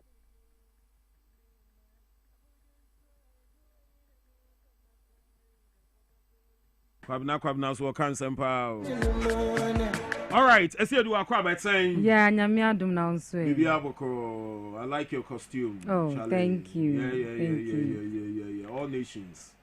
Kalebia rainbow colors. What's your say? Na bibi aboko dem. O ma de na daroma bibi aboko. Good. And all the garlic ni bi aba. Sa pepe. De bia me ko di mechi. Bia me ko bia ni di mechi. Nice one. Mu me no wan hu trip na se wan hu me. No.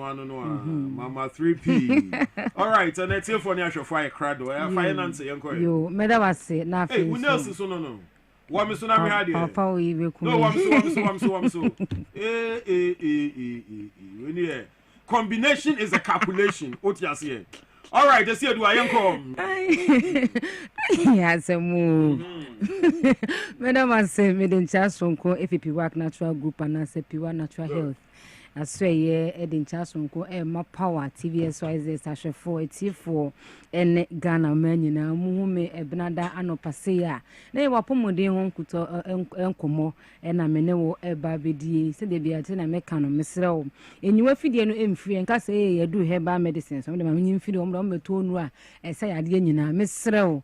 Ebiana ya dia ekoso ni pedwem na duro na yebebo ho the room ebe dia boa ibena de bia body pains na wo complain no ebia eduro na no mo a ebe boa ntime srawo enum afidie no anase ensori emfiri ho tena ho na tie bi na bia asema me bekan na sa ya dia no ekoso wo widie mu utie ni yi a kopetri pini be no mo ebe boa wo etu ya dia bi ase afiwa akọ ede ama Dr. Prince Nelson Mototi one no so afọ panyoda piwa groups ano mesra so friend na obeje o felso enya abotre ene wakasa na ja die bia ekoso oni padua mu science and symptoms ja eda na die obu okwa no open hama open haban bi na die ya eduro obisa na obeche haban kwa akotie na afe enuo no dodo woso wo no mo beboa ma oya de na ase etu nyina no ono so obeto ne bo ase achichu mu ama bebia akoso ye ede amante mesra wada twebe afidie no na volume no bi koso na etie me na me ne wo enkasa emfa wapomo nda no peya me ne wo edi nkomoyi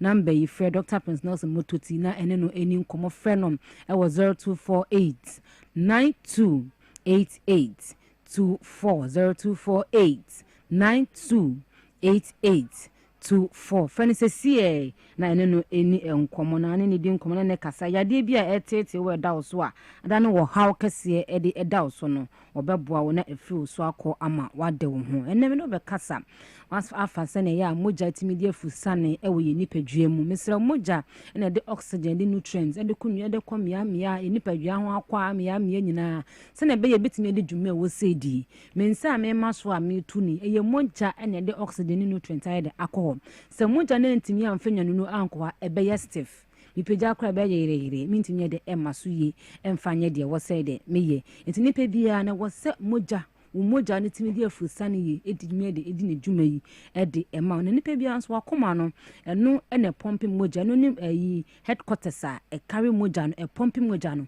ede ma nipa dua no akwa no se won tetema pe na da ne nse bebre ede ama nti de bia wo kwa wo nya wakoma no e pompi 2000 gallons of blood ede ema 2000 because e ye doso do chichem 5.6 liters ene ya nene na mi nipa dua ma akọ 5.6 liters ene na mi nipa dua mu akwa ekoba no bi wo ha wosme wona masensene me wona maye bare ase anansi acheme ase wana se entatie bi nkitikiti bi ya apete wase pins bi wo me mintimi mame nsaso mintimi mame nanso mesrawo emoja no ena ede intimi emfa ho enu nti ena wonya sa sensation ntimi so metie nie pa se ne be ya se uta feel sa sensation na akwa tripi garlic mixture ni bi ayede ato na wanom na edi ede aboa ya kase blood circulation ya ni kasa limitation blood supply anasa blood flow sen ya umoja ntimi ni efusane ewo nipadua mu ena make cho na no de e cause anasa kofa ba no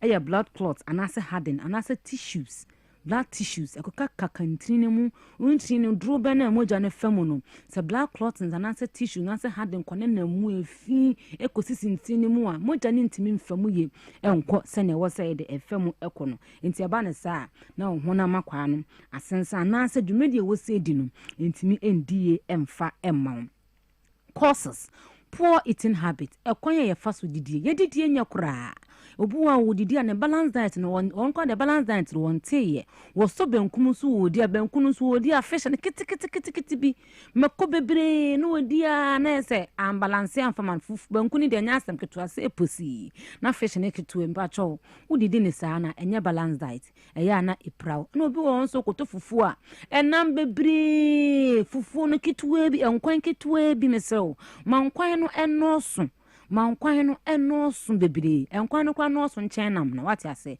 te da mo na wo no nkwan na wo di fufu na wo balance wo meat no na wo didie no so ekoyi e de amount mesew yenhwe didie ye enkasa salad eye nwura na ye ne ya abrofo bi aduan mesew salad eye pa vegetables eye konoko pebi twitwa bi wohoro ho fanchene wohoro ho kama twitwa na hwe efegu yam ye smoothie e na afa fruit kakra watermelon kakra apple kakra orange kakra na wa ye ne smoothie so wuntime hwe ne saa na wa ye smoothie na wanom da mo na wo ye saa no na e balance wo diet na e boa e ma mo janso e de itimi de afusane ye e wo onipadua mu e na alcohol obo a wo pensanom wo bo ko no mo sakra woni di eba de woni dia no nsa bonsa no ya hwia mesrew da mo na wo no nsa na wo damage wo human cells no emma wo nails no mu eye memreme mo gentimi emfamu yi mesrew entite so kopet di garlic mixture enom na te so kra na wo nails nya de eho enya de na mo janye de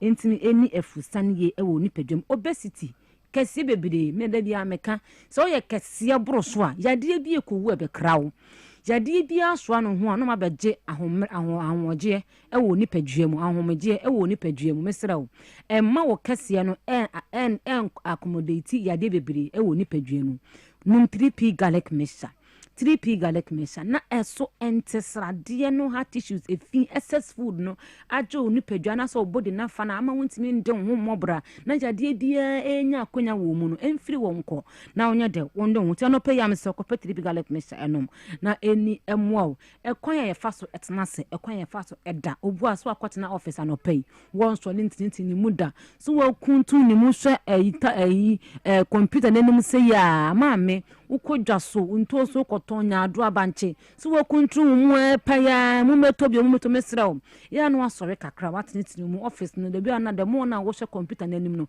na ya affect nti aso da no asore kakra no watini mu mild exercise wo peja won saka no atoto uti no achiacha ne kakra de mo na wo yesa na moja no de etimi edf sanen e wo ni penya sasa wo da fa akosa na sa fa akosa echa emma onipadua no moja no e crumpled moja ni tinye de enfem wo so sha atade a na ye tight etimi ni body shape ni na pie atare no sha na ni ready ni tenu timi ho mpabo no sha size 34 na size 32 na mpabo ni mia ne nan ade mpabo na efe mesrew the more now yes ano na upra ho timi so ye ma ye ho enha ye na se ne be ya moja no betimi adefu sane ni apomuden esusu ede ama ye koma no ene ma ye moja ti akoma se yade wo mu a skwa ko fansensem ede abante oh heart problems a enta ho emfanya nkomode ko patiripi nom na emo a wonya symptoms so ye fatigue numbness wonsa na wo nan ye nyunyunu wontimi ehho akoma bo pedi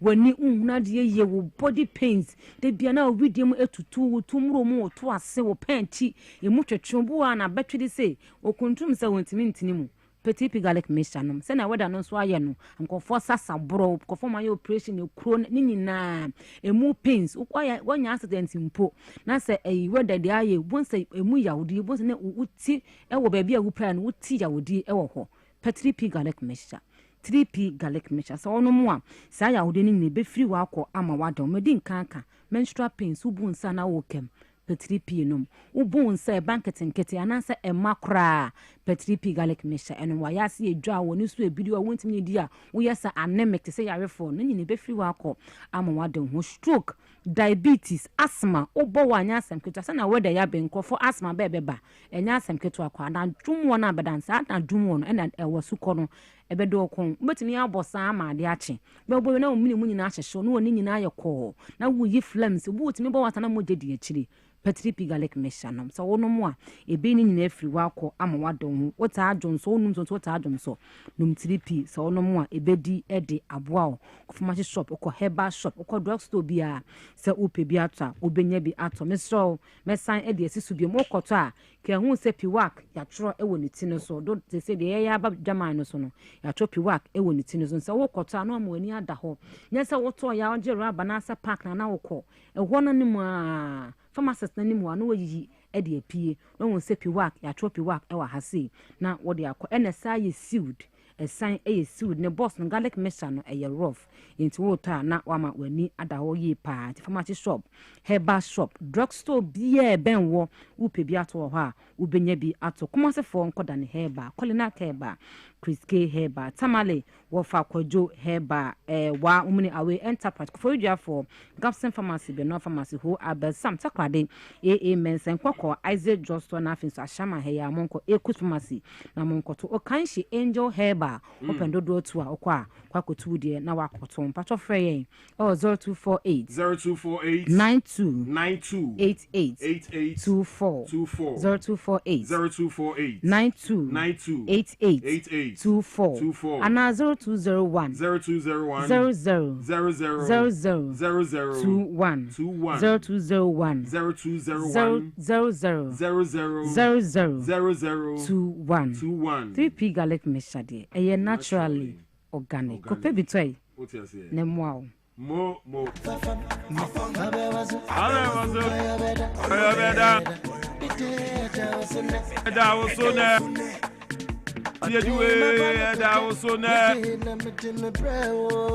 Hey, that's what TV is. All right, we're taking a quick break here. The Virgin Sun. Now, we'll also be assessing the impact of the national cleanup exercise. So, videos via Papa Maxi, Eddie Free Circle Labano. I'll be sharing those videos with you in the course of time. Just stay on. I'll be back shortly. Yanko for a quick break. Rest is here.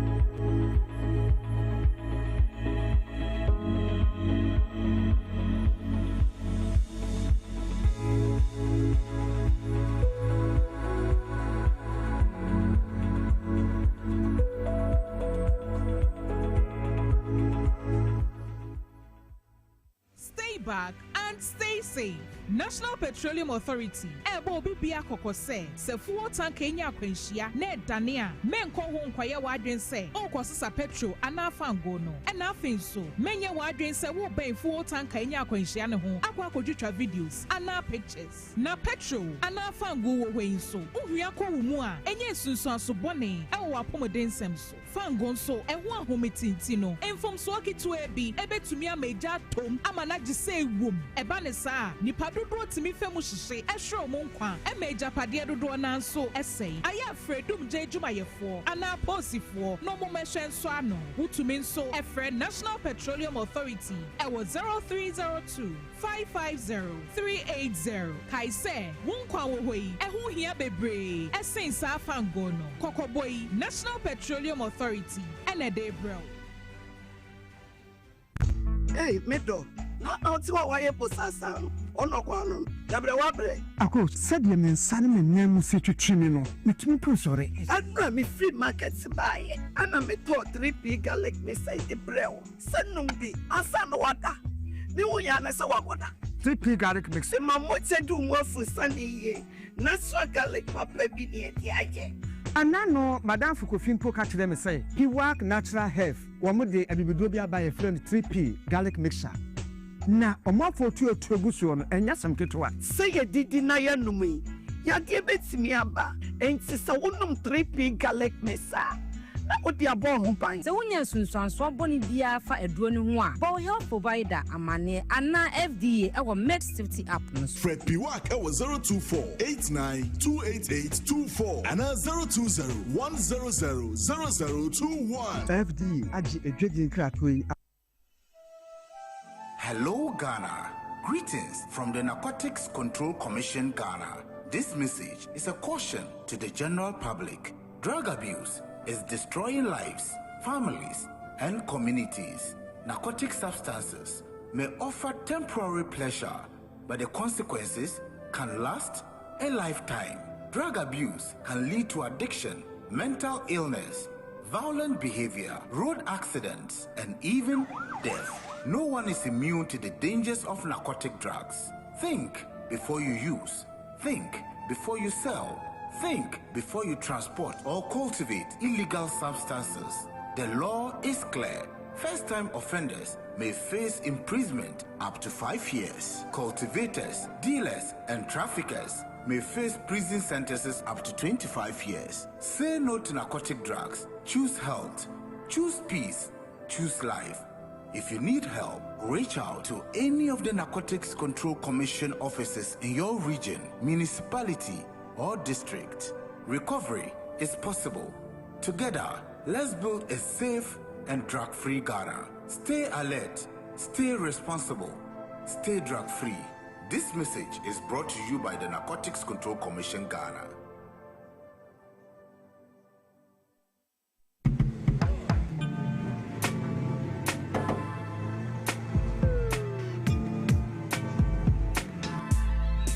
Welcome to AutoCheck Vehicle Diagnostic and Licensing Center. I hear my car can be checked here without going to Accra. Sure.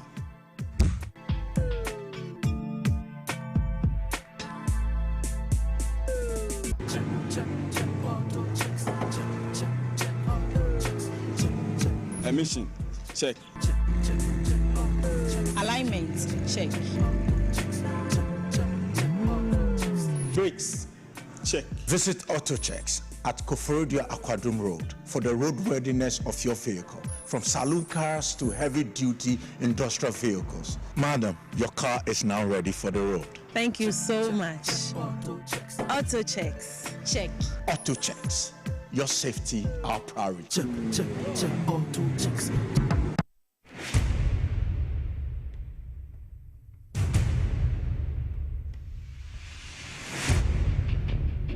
The average human body mass should have at least 60% water for optimal performance in any physical or mental exercise.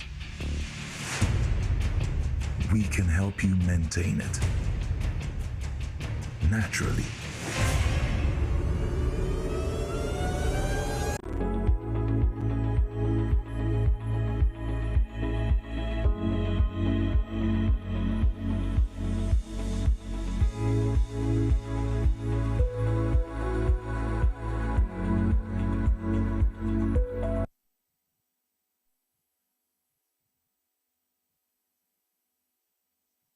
I'm sure a brand new say you be call Lawson. Herbal for Hona Feno, the Virgin Son, it's already in the building. Virgin Aquaba saying, yeah, near one done. Anyway, the animal cool. There be a buy abo. Matthias, yene Braqua Branca. Na yene ambassador, what is here? Baby, an idea, Rassi, and Sana Maede. Call your bedda, Fetchy, Faber also, Ferrura. Baby, the Virgin Son. So what's up? Be able to the Lawson for. Namiado, why are dear? Nobody saying the nature of your drone number. Me and son out the number. Very good. Me who's one many aje. Me who bear may be a ye board. Na nani a dear. Thank you. Now what kind of cry? Good. Na many aje. Because nipa di o honoma also ye board. Na utimi kind of cry. Na oma oye dini. What you say na oye adwuma onyamhiro kwan so ene no kware so yes said the Virgin Son ya ene ba bia medru bia mpanimfo nkra mrantie mabawa obia eboje me so because almost me back as a video so am mo manage the make bia so ye no kre na one door ye shia ya che yesi umfuo do so a oye ni nyina ye no kre na ohwe adwuma ye etoda ye sorry ye koba ye nanti eduru baabi a awose ye nya home good na yetimi arrest mani padua no nso etimi nya homeje na enipa nso ya bra ba ye bo nyina no wandon ama me ne wansre no yare na de ba ko a da bia se me kotodwa anim na me ne me nyankopon kasa mesre se ma bra ba mu be nyina no wo ma me nyini nche na onyi yare da ho emfiri ma kwan mu Nemum enijie sika adwuma padeɛ ɔmfa bi nka me ho ana manka ne yie what I say because sika koraa ni hɔ a w'ani nye na wo saa yare ɛba saa na biribia yɛ dɛ asɛn enti sɛdeɛ mahwɛfoɔ matiefoɔ a ɔmo tie me wɔ Power FM so na wɔn a ɛwɔ akyirikyiri atɔyɛ atifi anafoɔ apueyɛ ɛnso ɛhwɛ TV SYZ wɔn a ɛyɛ youth ɛhwɛ Facebook wɔ dwabɔ ase no Mosomfo Virgin Sun ɛna matena si bi ma no pay come on with the Virgin Sun me de ensempa ɛna de brew thank you na ensempa me de brew nyinaa ye enuro maako miensa tatahwe a Dr. Lawson Chimenu aka the Virgin Doctor ɛde abadwaman so na enuro no ɛwɔ pharmacy ɛwɔ herbal shop dabia no yeguso a abrebia yɛbɔ ho dawuro ɛde kyerɛ Ghana man enuro no yɛwɔ Lawson herbal mixture wɔ hɔ yɛwɔ Lawson delay man capsules wɔ hɔ ɛna yɛwɔ Lawson law care mixture na ebia obi ɛhwɛ me obi tie me wo se Opel Lawson herbal center yɛkyerɛ akwan a ɛnkran ha yɛabɛbie yɛ branch ɛwɔ Abeka Total yɛsi yɛwɔ Abeka Total Tesano Commercial Plaza build na aseɛ hɔ pɛɛ ɛna wɔn sa bɛka Lawson herbal center ma mo Kumase mode mani piem ɛwɔ Ebuakwa Kena wɔn sa bɛka Lawson herbal center nemom wa yare ne wudi asie wabama buo wo haahai ene yare akon ato ye kukuru ye tamwo ye dwalo ye tete aduane hye wonum Dr. Lawson se men kan kira no pay se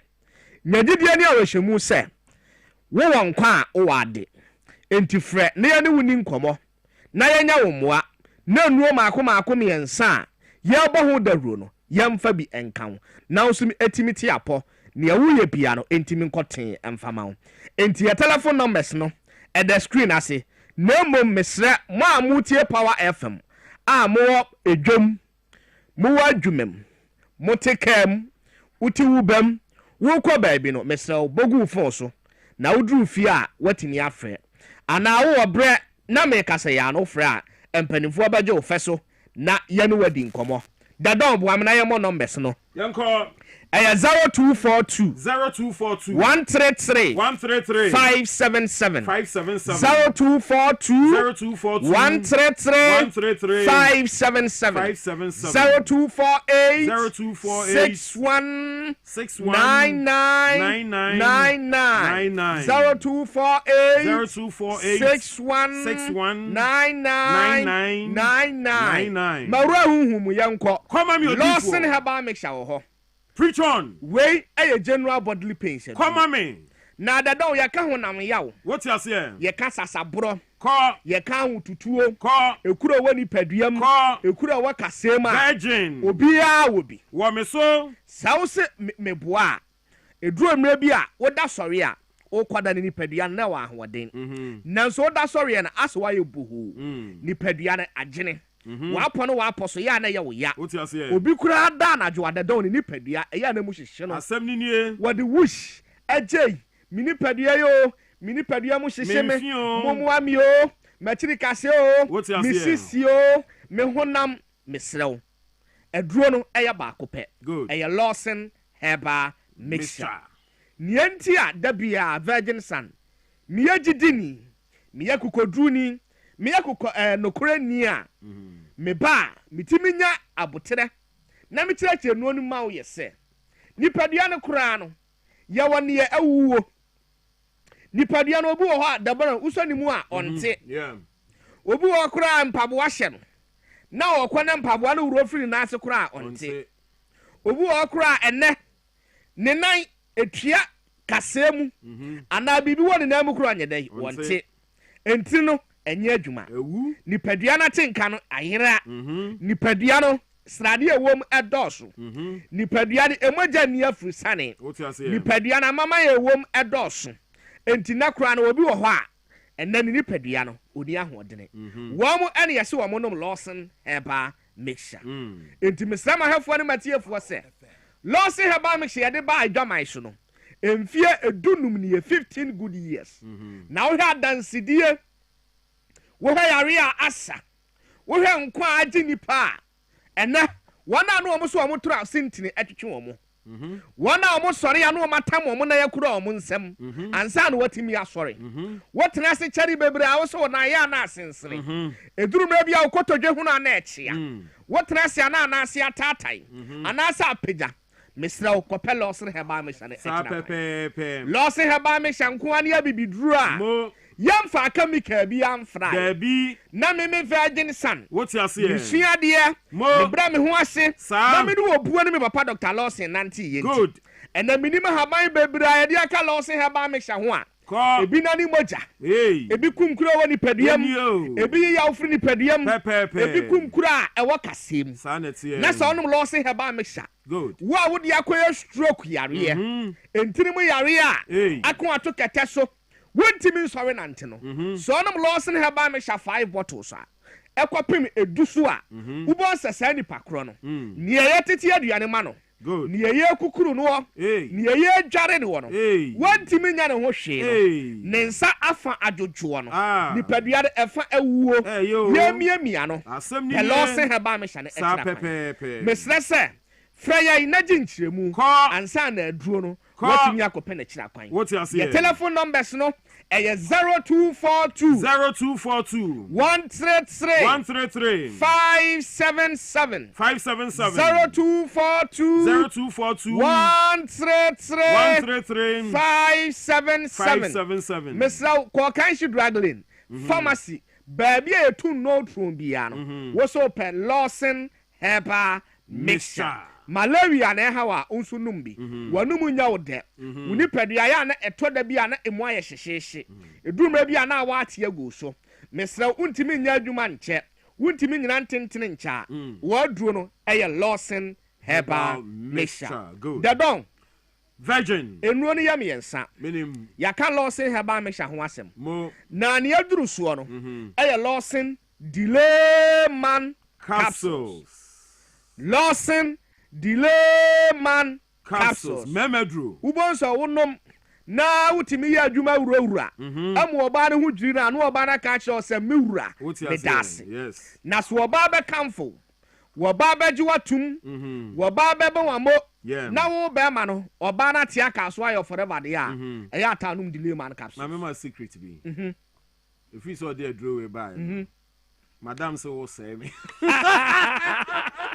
Dada tutuo hey madam say what you say me say and I know na me dey see me table so kakanka na aya na me no me gagran na me so me kwafa no manwumre bi na sister ehwe manim sa was one no memfa me ha maadwo no asem ni nie what you say share na delay no dadon yey na ade ba ko ne say good Dr. Lawson nu awo ye nyina no ye na mamre kwan so mo na tete no good na ye na nanom no akokora wo fie be 50 to 60 years no no omo wale miensa omo wale ye nan e wale ye num a na omo timi ne ma na ye adwuma nyina na dwusitire no ne na abua wo mo no e 20 ne abua wo mo ye damnam nia na bua mo mo mo ntirim ne om sisim ya den ya akoma wure oti ase ene kramba akote thank you ododua asasu hwam asem ni nie ana ase dunsukro dro papa ni nyina ne ya ka bom dia Lawson delay man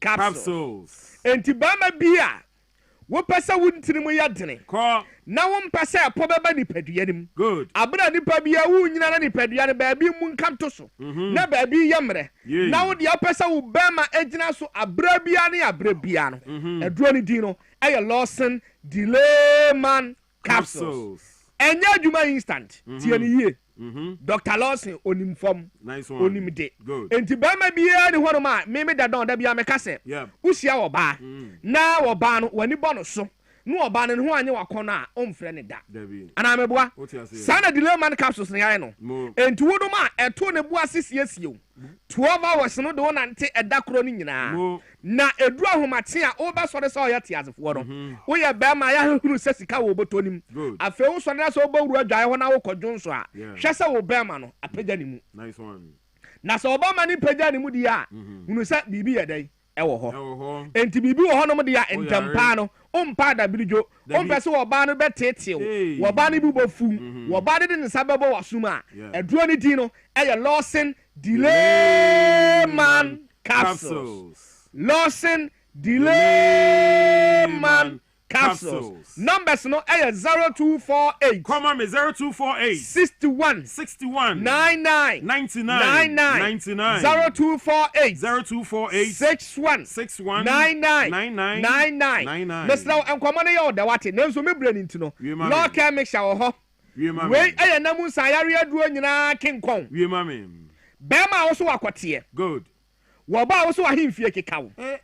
Eduru ma bia mfisuo fitaa bi taatene wo ho woni bless ya woni atenka eya wa ya timadua na wo da faako ena de be ma no wo ya bia wa adwin nusuo libido no ayira no kopela oke heba mixture that's right media me dodo me na mabonte am de mani to fo me hwe no ma Ghana fo ma ho ofe eho akono nanso so wo ba ma di eto na chi wodi wo shape na chi na virgin sanso opanifu kese wodi a kire wie nas wo ba baabi a oba bewura ama nani agene eye wa himfie tie ne yo enti wo ba wo hono ma asiesie wa himfie da bia sade be ya himfie wo be ya krogen ahimfie wo bete na ba ne chacha ho nya fin enti sa wo pesa wo ye obesima na ni padua ne ya soro han uliku sexy ni padua ne baabi a afon ya akese because of all day puana abubu enama nkabone ba ahimfie ho wo da na jo wuntimi na oba wo jonso to aso bebre na woni ma de kro no eye infection kopelo ke ne ekira kwan where ya bibidura yadu o jama haban 20 na haban asawa haban yakopa asasuhwam yewie yade natural spices ginger lemon wentia ade aka ho wei na tete no wo ba bia yado koma aware e wo ba ma bi nchen a ba ma no sombo no thank you abrowa bi o wafie wo pa wo ba na sem no ono wo nom ba bosome ba ko a yado koma ba ma na wo beduro no wa ye soro han ba ma na ni ball so a no o se ni am ipenie umpewe na opede ye loke heba me shan na ya sa adwuma no wo me so emema makonya baba so kraman thank you ensansa bagu mema ho wo Johnson tentem wo Johnson ntimi mflo eya na wo chim waka wa panta ya hyeso ena wo ba ma ne korafon wa na efon wo de wo ka wo ba na wo ba ma adwojo no kope loke heba me shan ni bitono Mr. Loke ne de na enso to odwaman so ne buo ne eda fom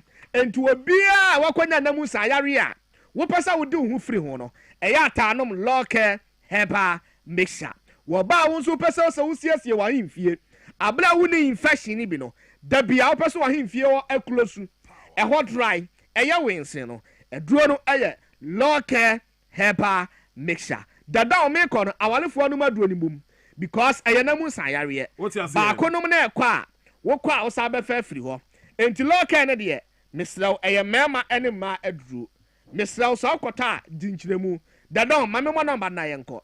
Na yemfa ensempa nto aso. Thank you very much. 0242 133 577 0242 133 577 0248 61 99 0248 61 99 Minkwa na friend me the only virgin sana me free krotia ba na me ho agye afemu na sa wuhia mabonten na wo bo me din na wo boje me so a na mama wo 50 Ghana cedis Virgin Son that's 5 mi ya yenko ka no ho wai that's right na yeah the no I mean me yi wa ha ma so ba ya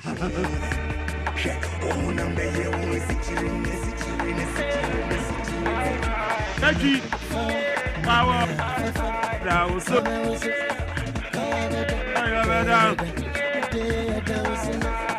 that was so there Kaji power so abe was so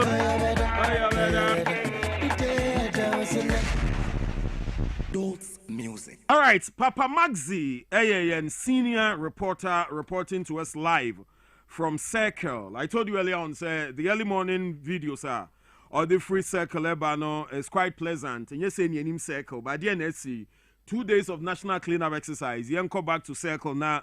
You go share aftermath of the exercise. Whether say we've been able to sustain the cleanliness as it were, and I say we are back to square one. Mr. Maxwell Amankwa, good morning. It's saying. Good morning, all. Very well. On what all? Because I'm right now home file. Home may know if you pampine on the idea, say what me and drew. I'm a Sunday call. I mean, he be fine. So, and I know power circle to say. No, my entire is for the other proposal. The year I mean, they want a circle. Yeah, we can have so a share, now, no sanitation down my baby, and see all the 2 days. Say a fancy Ghana, your mountain, so you feature me, your CSMO. The CSMO will be the fancy, now, a basket on Sunday is media. Let's say, intimidate area. Now, another prayer, the basket is circle, which means a circle, 10 years next year, and sister abuse. It's a 50 Friday, Saturday, and the Babadu and let Tuesday, yeah, I know what I say. But see, I will be doing not a few on the winning hour circle, and they will be doing on the not a few. Now, the Baya Babadu, a yes circle, a yes runabout, you know, they call a yes bank, a commercial bank, on the model. On the Honolulu, you know, all my say Honolulu, they have dumping side, and don't see the Babadu Hanamonsono, not a good as one more. Naka and six one of my words, I say, I'm a no catcher. Your sister, you know, a Honoma, car, no edible. Now, a city, a year industrial area, Honoma, on a circle, no, and no, a start here. I don't see the city one by 5 VIP or a million Honoma, who said, you're dumping a good hour, and I said, a good hour, and here, who know. Every pure water, rubber, could and a bottle of water, rubber, but said, next is a first, now the Buddha, near Jifu Buddha, now the Buddha, no more, then never be safe to one of the adult, and of say, the Betty, I can't say, Sandy, Amano, the city Friday, Betty Mayor, you see on my number, said, Sandy, Amano, who said that ever had them all. And Bama made a corner on the mono, and a year with a could be used and a side on the Minano, who said, Yadampi and Yama ever on the one, and I said, 15 ever on the one.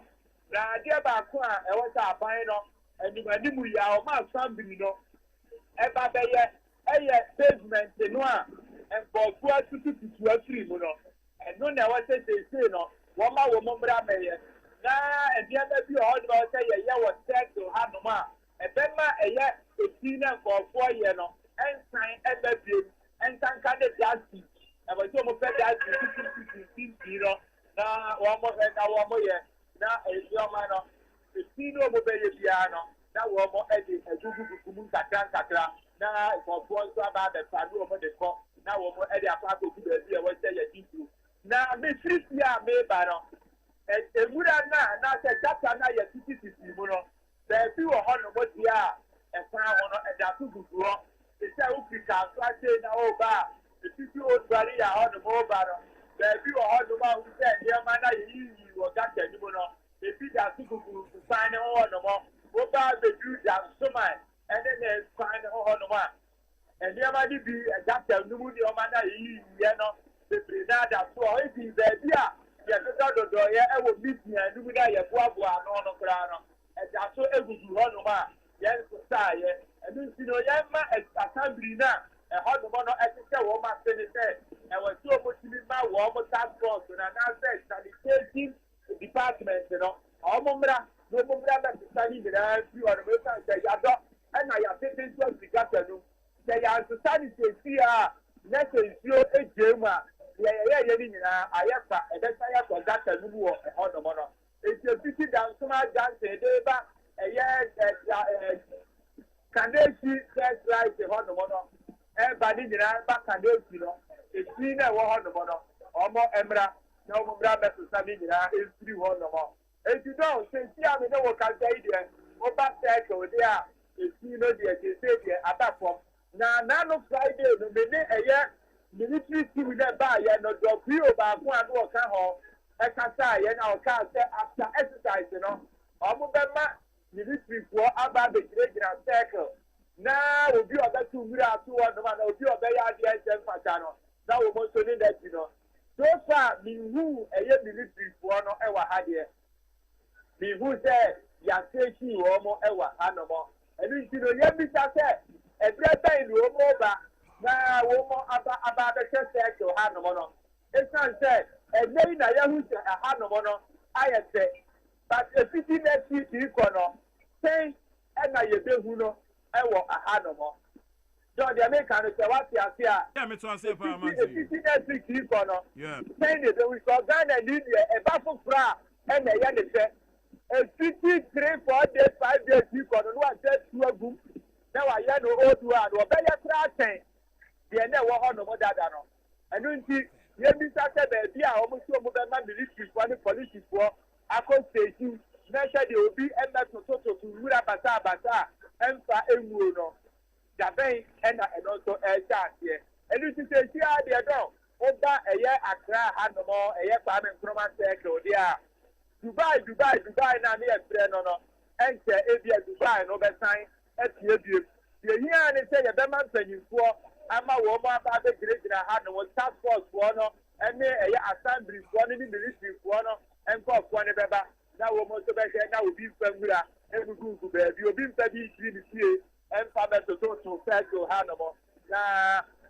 Hanamo actually about a bit of orderliness cost around circle, but I do quite many from the videos out there about the way I run about amount for abuse run about and still these quarters now ye to pavements share mobile beds they are still available around circle minimum what the security is doing because I was thinking after this exercise we could have called out certain areas. Senior Beya will provide some sort of orderliness and not to say magazine. No, as some are working, we know that and now you almost and maybe a chairman of immigration woman in Adam woman has about and now the baby has got 40 and the baby woman is that the guy here, that practice in the style and you put it in Adam. Obia Gomez, Omicron out in the year, because Robo people and free baby, I do a better campaign or said to her. It is time for putting in answer. Then you bet me after one day, we are clear, woman, maybe I got natural trust and a proper in you. A pavement, and so I'm a person in Abra, Summer. Now the painting you are now you're painting, now you're design, maybe I was circular. The digital circle at the time I said you. I'm I had the one on acting. Anyone, my woman, to get down with baby, 1.25 to can you not position what you there? I was there, and that boy, so, and government circle, I say, it has already designed what circle as a 5 years. That's when Nam said, yes, I would be our baby, I'm not had the money on the beauty, oh, do maybe had the money. I said, Anaya Basta, and a war. But then can say you and I say now more planning I was said I have to about the young foreign side as your man a football so what is that to about the church you was said yeah doing that so okay yeah and the man a year I stand green and as a government I'm a government and yes so all right, Maxwell, Mamina was say and pay. So that report free Papa Maxi Ho Anna or the free circle but before I may get to the conversation because Honorable George Papua Lote AMC Ablekuma West or what's Nasa that he will soon be joined by Rudolph Collingwood Williams Ayawa so central now we look at the aftermath of the 2 days cleanup exercise. Reporter in say can pay no extra okoye brekusu in the eastern region now. On say so after the 2 days exercise, the president can say Zoom Lion activates a year the landfill sites no MIA. But you say ball of one swab ball na no makoshie gubrekusu. Na Alex Donko a report to us live from Brekusu. Alex, good morning. That's saying Many are major so Yamiado also. Yamiado maybe aboko. Again, I cause with Brekusu home. Madam, I say, I need to say, just a recently, on my being to a say, Friday and Saturday, you see, the room, so never ya, about the Yarabi back and when you say, Mola, and many criminal as only and send a catcher. And I'm saying, I have put on which you want a principal fire service immigration, no beard and which you want to see. The quarter, sorry, I Brekuso. Bia, Ubi House, yes, aha, I'm moving the Armenia. And as I said, ready and I cross on my pay kind of Omina, the Mujimu, AFA. Now, so keep out of the dear when you're 26 years. As somebody on there so free and so free. What's a sub baller? I expect us what come as a 5. Or the Babu Kwan will pay, and I'm no can say on him a power or therefore a 3 crunchy for answer cano. Or ha, not or just say, yeah, is you bit the whole mind sooner as me a bank line. Into a first room can say, I'm away. 2 years and a buyer, I have for a front so or meet my the same to me. I'm a by a TV extra our FM. That's a blanty watching. I'm pimping. I'm sure book of court. No parry. Britain Bolan Kwan would go. Ya, you winter body ball and go. Now, Mincha na Obabi Shibi, a go. And a month for tailing car. And paying for committee was once with Dinachi. And assembly member also for the one who should. And he was friend on IMC of Cuba, who won the Isian Council. And well, the opposite here good. And I had in the call police station. Now, baby, I was here good. One thing be the home bridge you were. And I was here go. Obonumo. No consume say young Kroma Hankasa Yambolan. Yana Sazi University. You one my you the ball a good night of Paco. And GLT and what to say. A DBA baller, I think, now over the eye, Abigo, a Musukra, and the Tessia Penocase or police for and some. Name for 4 Wabaha, Nayagas, and say 1 pair. Tipa trucks and a machines are the best child, but if you now they were on so no, and some will be 2 1 car, and then I call 1 police to us, as far as them, they get the honor the major police for no. Yo, no, what I say, to be the heart, and to my best now, one time. Sooner than no, a cowboy is Baku, could be a no year kukura de bi kobo kubuye mo na atanga kobo suba ko di de kubi na no na eduntan amofra no dona enna mala na eko polum na eko enti be bi odi egu no bibi na be sa na ti asanga banka ho na se munyira ban se won hwe na won proper crew mu yi fi ho na usan di be sa be guwa na asanga ba se na mpasu ne so nti yɛsrɛ abana te kabia ɛnyɛ da koro pɛ no wɔn ayɛ na megye di sɛ wobɛ yi wakɔhu ne w'ani a ɛna kaa no nso si hɔ a bɔɔla ahyɛ mu nti wɔn mɔmɔde na ne nkurɔfo no wɔn nso wɔn bɛ ayɛhwɛ wɔn kwa nti na meto nsa frɛ mo na mo nim adanse no wɔn ti fam fia na obi nso a wabɔ mpɔ sɛ ɛnyɛ ha koraa na ɔbɛyɛ wɔ baabi foforɔ a wɔbɛgyae. Maybe at the dawn. And the yes will be a question on the Atlantia or cat tipa track or the ball at the big one. I am for instance, and say one or the police work share much as some local airport. All right, Alex, my now I say and I pay. So that's Alex Donko, a report now. Or the free Brekusu, Ebreno, Honorable George Papo Alote, AMC or Ablekuma West, Honorable Yamwakwaba, let's say, BBI, good. Ablekuma West, he found Ablekuma West, Dansuman is a capital. Almighty Dansuman. So, you share boundaries with part of Ablekuma South, Ablekuma Central, and Abrikuma North, part of Wijagbawe, and then the Gulf of Guinea. Oh, okay. And so that is where we are. Yeah, more central point, we share boundaries to the Gulf of Guinea. Yes, All yeah, right. Very well. That's beautiful. That's beautiful. Baby, but earlier on, Papa Mike had the report, no, every circle, no, not. Dear Nana won't see as an hour be not be bitchy on the report no one no report no come on. Good. But a year na a year a real ho say after all these years what has happened to us. I recall say at the point it was circle Kwame Nkrumah circle. Good. Now you the man we buy a friend with Salifo. Salifo Amankwa. All right, Salifo. Amankwa.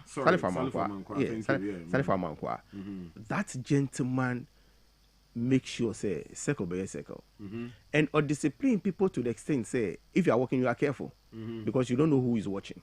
And I think say now look at how circle is right now. Yeah, a lot of development. President Mahama Ebeyo at a point square now for Dubai. So what has changed? What has changed over the years? What has changed? Indiscipline is becoming unbecoming. Nkrofo should take matters up. Laws in our I think say we are lacking enforcement, and I think say things has to change.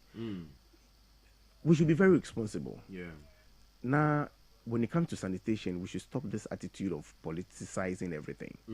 Now, holistically, let's have a conversation. Good. And see how best we can deal with filth. Yeah, I can say filth and now waste is wealth. But how you better translate this waste into wealth, you know? I think all hands should be on deck and holistically let's deal with this. But you are a district or municipal chief executive. What are some of the challenges with enforcement? You are also, in charge of a municipality, so part of the enforcement falls within your domain. What are challenges with enforcement? I think, say, it's not really a challenge enforcing the law, but say, Udi Nkrofo are stay for a very long time, and so sometimes at the time Nkrofo adano. Na Nkrofo di boni. And so ya dream say this sanitation guards will do 24/7. And then omuchiwa whatever we charge you we give them part. Good. So that is what we intend doing because it's a problem. It's a problem. Sanitation is a problem.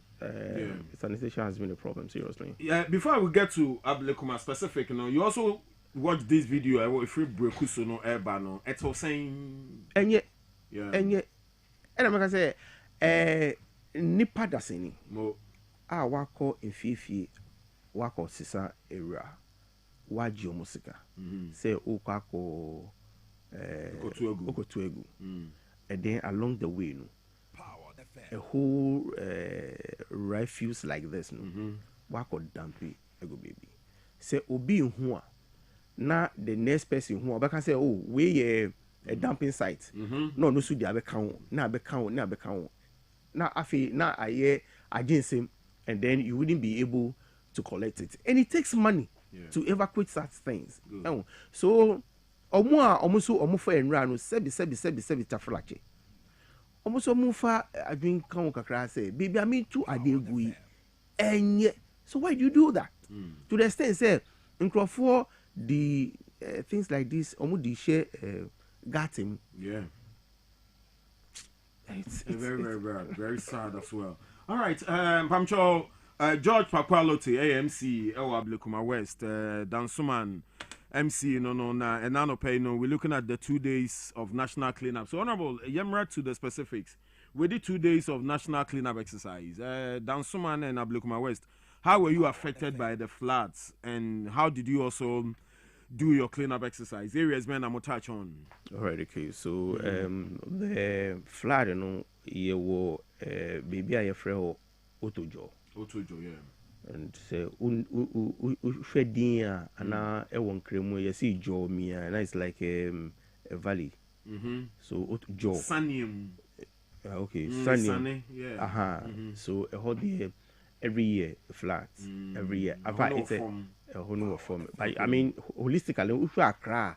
Accra, the whole Accra will form. Yeah. Because in so no from upstreams ebe buanu wo Accra. Na or in so no hwehwe bibi obeba fa na at the end of the day gradually na wako imponumu until otujo fladi and because of the volumes, this time they were hit flood no ko pa and then another place I afraid Shiabu and Glifi omunyina fladi that's why I Blukuma West. I Blukuma West. Okay. Area Beni. This is Shiabu. Hey. This is Shiabu. Honorable Aloti. This is Shiabu. And for this gata, microphone catch here was the gata no mu muda since gata no and so we shred the carvets that so carvets that ebisu microphone bisu omu carvets cover akatasu ebisu indua aye enti baby aye hu say why your concrete would kata a very long stretch na ye free so na be ya betumi atimu it is asifum na friend asifum asifum but we try in fact before this national 2-day sanitation issue no just a moment. But also my street marking be in yellow. I know you're doing no. A form horn also street in this one. The yellow markings, no. What kind of markings? Okay, send a bay and form park. Park. All right. Okay. It's only a road. Where I gave last stop. All right. Okay. Last stop. And so for us in there, this sanitation, no often. And so for a place like Shiabu, this is not the first time you call because you say gata no deliberately gata no call from. But I can tell you say I take about 90% of the gata. And we say you see Shiabu, so the Shia is a and bu like a pit, right? Amina. And so no to na washi na gata anymore. All right. And so idea as I say anka area hono sa electoral area for no omu yi gata no very often. Good. Na eba no sa space beba gata no na so no to na so no akọ. But aside area no akọ gata no mu so no who say microphone the plastics, plastic bottles and omu didia sa take away packs no all those things are so choking. And then we also realize that at the point gata no a far road no there are two gutters and so omo culvert be in the middle of the road and the road and pipes water wire pipes I share sa culvert no mu enti ama culvert na choki and so in so to be in fa because of eyi na ewo ho na is Iranu so akoka ho no a blocky baby say aha no gata na sia ma ho na be kwan I see they have to dig. That's right. Send a bayer so no flow. Yes. Kudos to the police service. And this is kudos to the IGP's men and the military. Wow. Yes. They did very, very, very, very well. And only the school park and the public park. No. It's just a straight. It's just a straight on Tard Road. On Tard Road. On Tard Road. No, this is Tard Road. On the left side now. That's right. Pipeline. Yes, a hole is on Tard Road. And we are the go see gata. Go see gata. Nti say no gata ni mu adaho very, very clean, very adaho clean. Nti no say the be ho nye kwan for cars no mo plans they saying you bring the covers back, metallic covers. Bring it back. But next year, every week, and every other week, we make sure that the community will go and clean that place. Send a I know and seal because once it sells it, not in so free top na ebano, do how ever block it. Ne block why ever flood it. Once it floods, it goes to your homes, and the people they are more. So it is hard time. Say we will enforce the law. We make sure the people do the right thing, but they should also own it. Say, and assembly nupe na debia obeba na wabeye say. But you also have a responsibility as a citizen of this country. Do they know their responsibilities, the citizens, the people we live in with in our communities? Know what kind of sensitization? Because the last time I sat here, said, Ejuma, and NCC for Ejuma, but Ejuma no moje. We are just doing this as our social responsibility to the nation. But on said, there is a mandated body, our citizens who are more rights. All right, so I'm no out there any be nyame betua yeka. Na hear how it goes. No, seriously, Honorable Alote and Collingwood. On say on mine, that's why we have institutions. So if NCC mobile relegate Majumano, flood in Iba and what is NCC? I hear even one news card at the year sensitization. What is all more on radio or on TV? Your public education. What are you telling us? But we will do this as our corporate social responsibility and help in educating the people. But I'm still on you, Honorable Pakwalute. The role of assembly members to ensure, say, our electoral areas, no, well-to-do, no. I mean, a challenge more now because most often we do here say assembly, no, more with resources and logistics.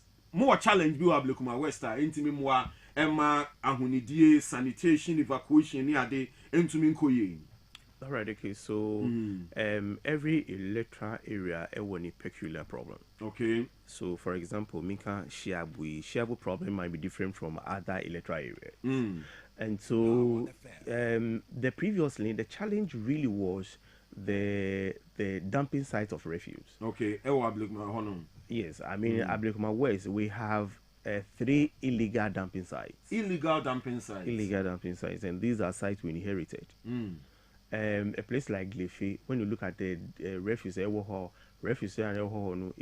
higher than the community, and the community were actually crying, say, stop, and the guys now they are working on the illegal dumping sites, and how yet today, because that is where they get money, and so they want to fight whoever comes there with everything they have. They seriously want to fight. We sent some few people there; they were chased off. And with machete and everything. Hey, but you are the municipal security officer in charge of security there, George Pakwalute. So let me finish. I'm going to 2 minutes, bro. No, let me finish it. You understand what I'm saying? Honorable. All right, okay. Carry on. So I went there a few times. I went there with police, but they know me. Yeah. So me call her, nobody attacks me. In fact, aside the fact that I'm an MC, me call her, I'm an indigene. Good. So they know where I'm coming from. Thank you. So they can misbehave. But we send other stakeholders to see how best we can stop the illegal thing and evacuate it. And they fought all those people. So the last time I went there, we had myself and the MP engagement with the guys of Muye Juma Woho, the reason why they should stop it. And Omuji to but later no Mwako. But the long and short of the whole thing, that as I'm talking to you, we have stopped the inflow of the baller. Of the baller, okay. In fact, we have stopped it. The time baller no kohwa, we were being bashed. Say mutinasi nana meanwhile no omatena with the baller with the baller more than 5, 6, 7 years. Now the expectation was so high, but thank God we have stopped the baller. Okay. The next for us to do is to evacuate. Good. And use the land for something else. What I will appeal to all of us, say, let's have enough recycling plants. Good. Let's enforce the segregation of refuse. Send container way is just for organic. This one is for plastic waste. Send far. ye ben hu baby I be fa na baby I be ko but mixing of na din kakra. These 2 days sanitation when you look at the filter in Crawford Eddie PA it's amazing. So you ask yourself so in Crawford no omudi era no native no and what is happening because for us we are desilting and clearing the areas. Yeah, desilting. I mean, as I'm talking to you, our people, the task force is still there. Omofa. Okay. Now, say a new president, I say a particular company should open their transfer stations. Good. And so you ask yourself, Anka, when the back on him. So and I can say, when it comes to sanitation, let's have an holistic conversation and see how best we can deal with it. On that Friday, around 7 o'clock, you go a particular place, a heap of refuse. You go fire.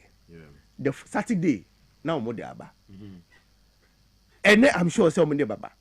But at a point you have to stop, because if you don't stop, psychologically, and they pay you for all these damn. They are nobody is paying for anything. And baby, so go now for far, nobody go down. If you are not careful, they will turn the place as a dumping site. You get it? So at the point, there should be a way of telling the people this is not a dumping site. So where they do away with waste, West. For now, dear, this Abobo house no more round and no more far. I mean, whether you like it, these Abobo house must be regulated to do a good job. They must be regulated to do a good job. Any of these big private waste management companies need to run Ablekuma West sanitary waste management. In fact, last week, and for the proposals by. Okay. And so our sanitation officer, the coordinating director, and the technical at they are engaging them to see how best we can demarcate Ablekuma West. Hane Damomu na Omar Rani. I would say you see a particular waste company or far they call somewhere in central region and another one so they call dumping site Adipa or something like that. So we are engaging them, but at the end of the day, we want to be sure say whoever we are engaging have the capacity to deal with this refuse matter in the municipality. I'll be back to you, but your colleague from I just want to get it right. Honorable Rudolph Collingwood Williams. I also Central, right? Also Ababe Kainsa Obabe famous pa time as I dine bugu and a man for who say MC way, small in bones but big in brains. Honorable Rudolph Akwabanet saying Major Sunyame Adum Bibiaboko. Good. Now a hawker saying enye better but nyame adum anopai me dey asidan so be ma omampanyin any local government minister, regional minister, any defense and finance ministry no kre asem no tu ye no omanda omutu omunnan ba ho omu ni nyina na wo forma ene ya bomodi akle nra no bibiri wo ha mechanic can do 10% of it. Nyame adum yegusu ayedi juma no pawe amene wo kasa nti no media sedem mom no so media sedan so be ma constituents na any community for no so ne omo keka ho omo de boa ya ma yetumi asesa nra no every important bibre wo ne tre could do car price on na me pa cha onya me adoma e bi ko mani pa o enye vet na de na mo hote say no kre obehwa ye honum no akoye urban populated area sebi settlements no doors no ho aside that no so no ye were two drains a omo ba together e wo ho nti no eba ne sa na most of the fields ni nsuo na free top ho nyina from the eastern side ni nyina ebe settle wo ho nti no irrespective of how number of times I'll be the silt will be dredging nsuo no nya to ya de be chiti say unya hwe but we understand that is where we find ourselves into each and every time you make sure say the drains are being kept clean at least fields nimpo bar and over but we nearby dear eba mani bro yente asesu but ni nyina ye nyame edwuma na me bo mpacho video we free ho no ho we ni ala jo drain no exactly ntimi bo and I know my assembly members ni bi ba ha na ye kase to one pass such a big drain. Now there are no crash barriers along the drain, no protective cover. Na a month for a year juma along such a drain. No, you are in charge of security wise, and even health wise. It doesn't go well for social living. I didn't more allow this to. I mean, go on, Rudolph. Each and every time, no, you call two omofo, but the yes, because they be na American ye two omofo.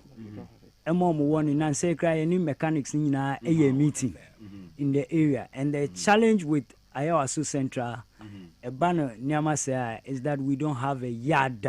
If you look at the number of cars, was say yes, we don't have developed exactly. It's already. No, that's why we raise pillars. Near platform was only a but you know what kind of finance assassinate even you see we cry ourselves. And you know that's a challenge. If you look at the number of cars, I will say yes, free buffer from the drain side now, and your casket even and run me my yibi. Okay. Baby, I be kwa kugukra na ya say now ye ka say ye de call I don't know is a nyaya do baby in sao na baby na see ye de kogu okra na the cost itself no enya de kitwa. So now what we have told them is say omon frɛ car owners ni nyina nyame ado military no be mu. So we'll use the military to evacuate them from the buffers because well, when the military impounds your car, the baby or the becon there say about the royal casa, I two for sa winty.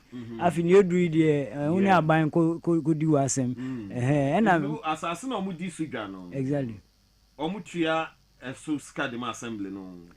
For business operating license. That is the inside your operators or more inside only buffer no. Okay. Buffer and they are encroachment. We don't want to legalize it for them, but those who are within the proper enclave we go there to take the operating permits.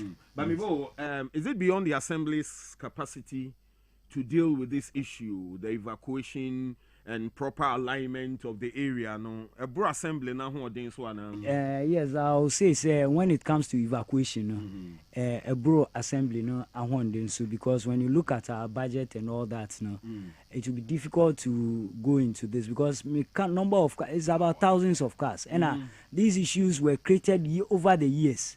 Into Yabano to curtail it, and better, but. Thankfully, it says any American military no bemu defense bemu no. They have the logistics. Omo boy my cars no money dredge masters.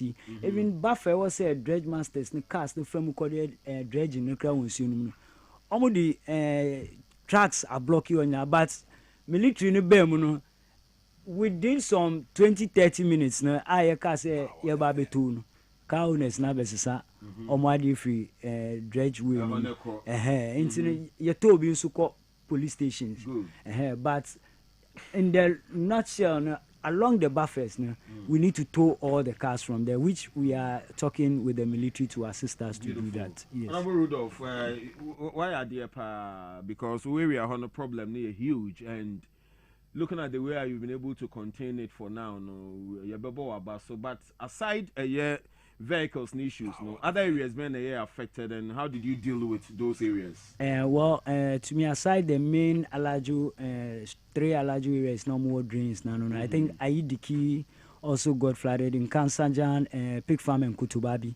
But impact, the assemblyman we never had last week. Okay, that's Alex. Yes, that's the Aidiki assemblyman. Yes, impact, omo areas now me buboy and yet that much. But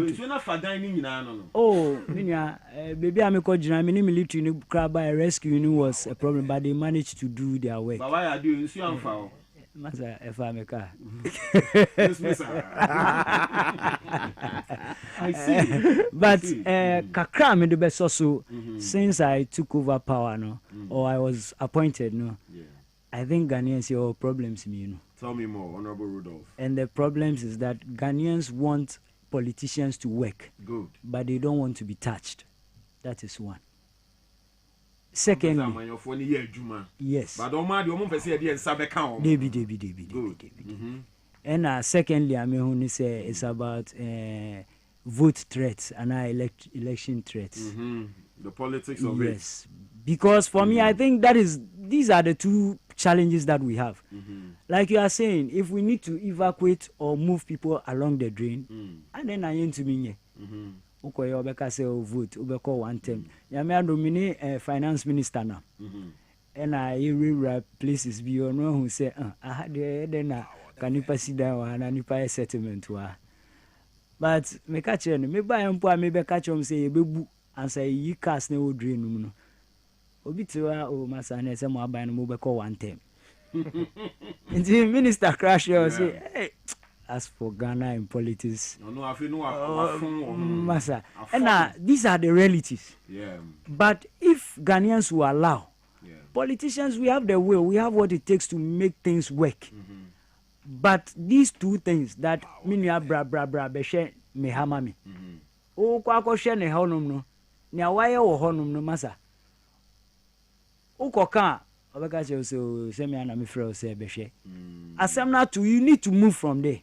But Obana was on free, Obeka chose find ways and means.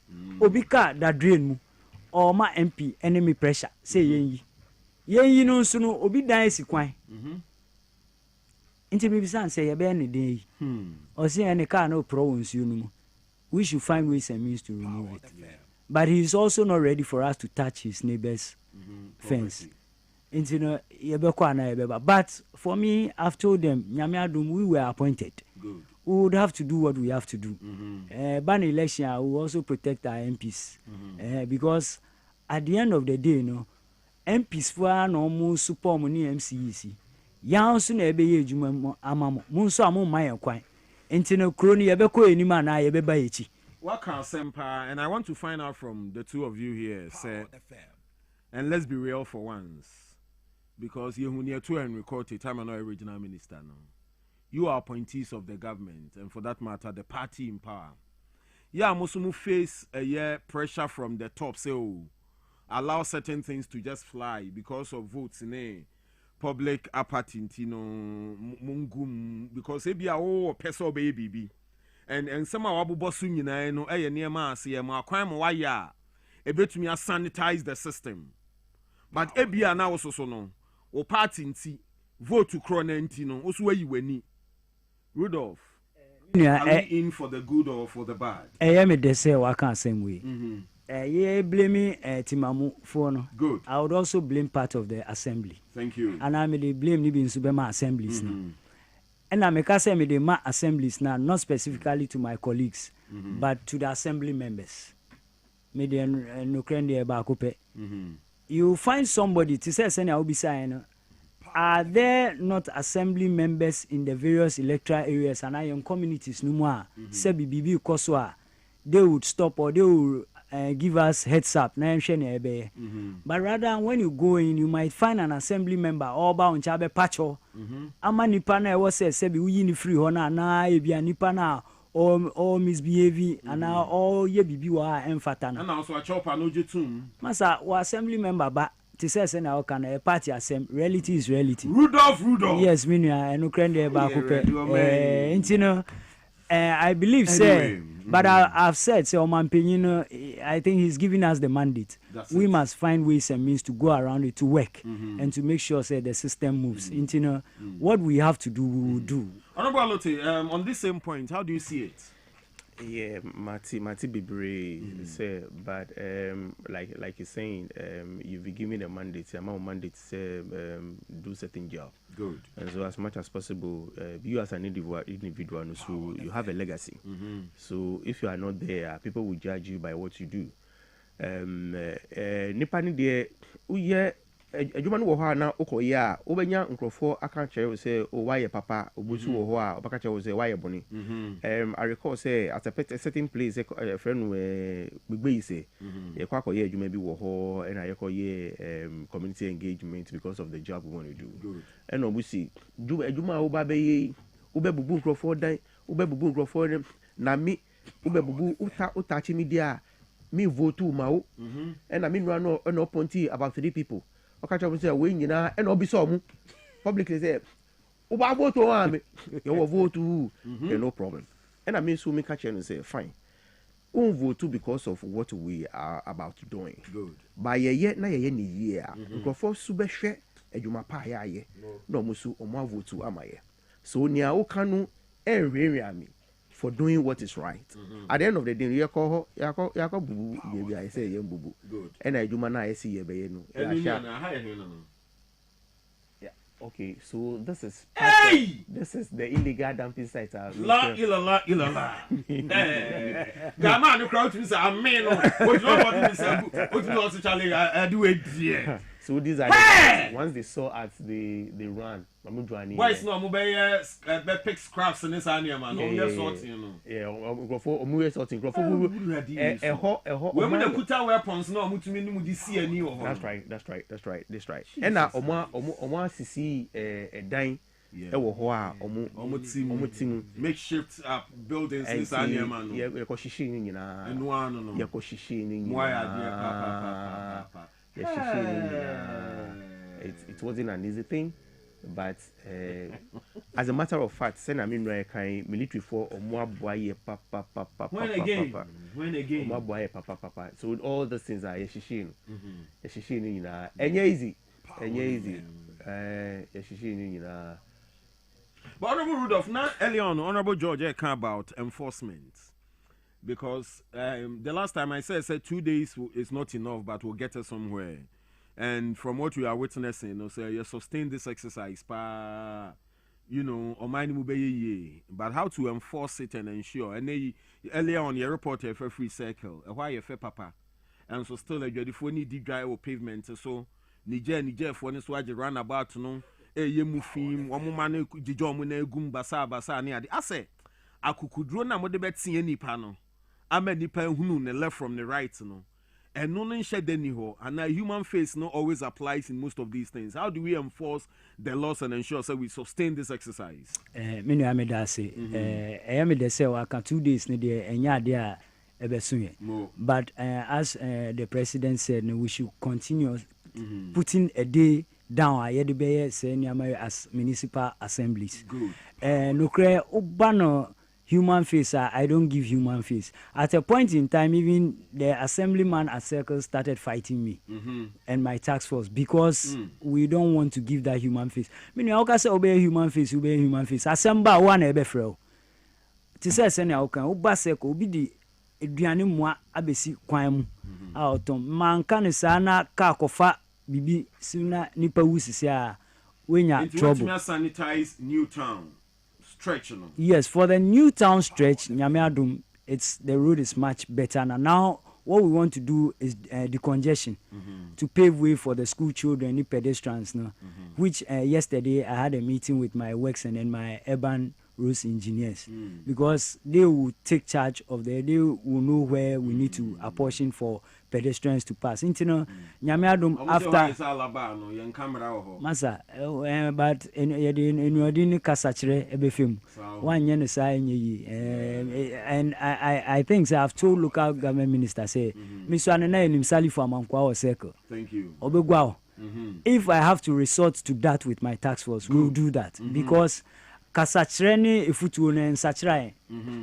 But when we get this hard measures kakra because it's not an easy area to deal with because Akoye populated area for business and in the community itself if you are not on your feet you can't do anything so we'll go the hard way pesa ye so atie for so adwene hwe na ye hu say conversation etumi mo fa bibi free mu because ye ka say omo na gye ato omo so omo be som oman but say mo ma ho kwan na mo de asodin ani omo di hia na che say mo ya atomra no. So let's activate our phone lines and get a bit of the feedback from our listeners and viewers.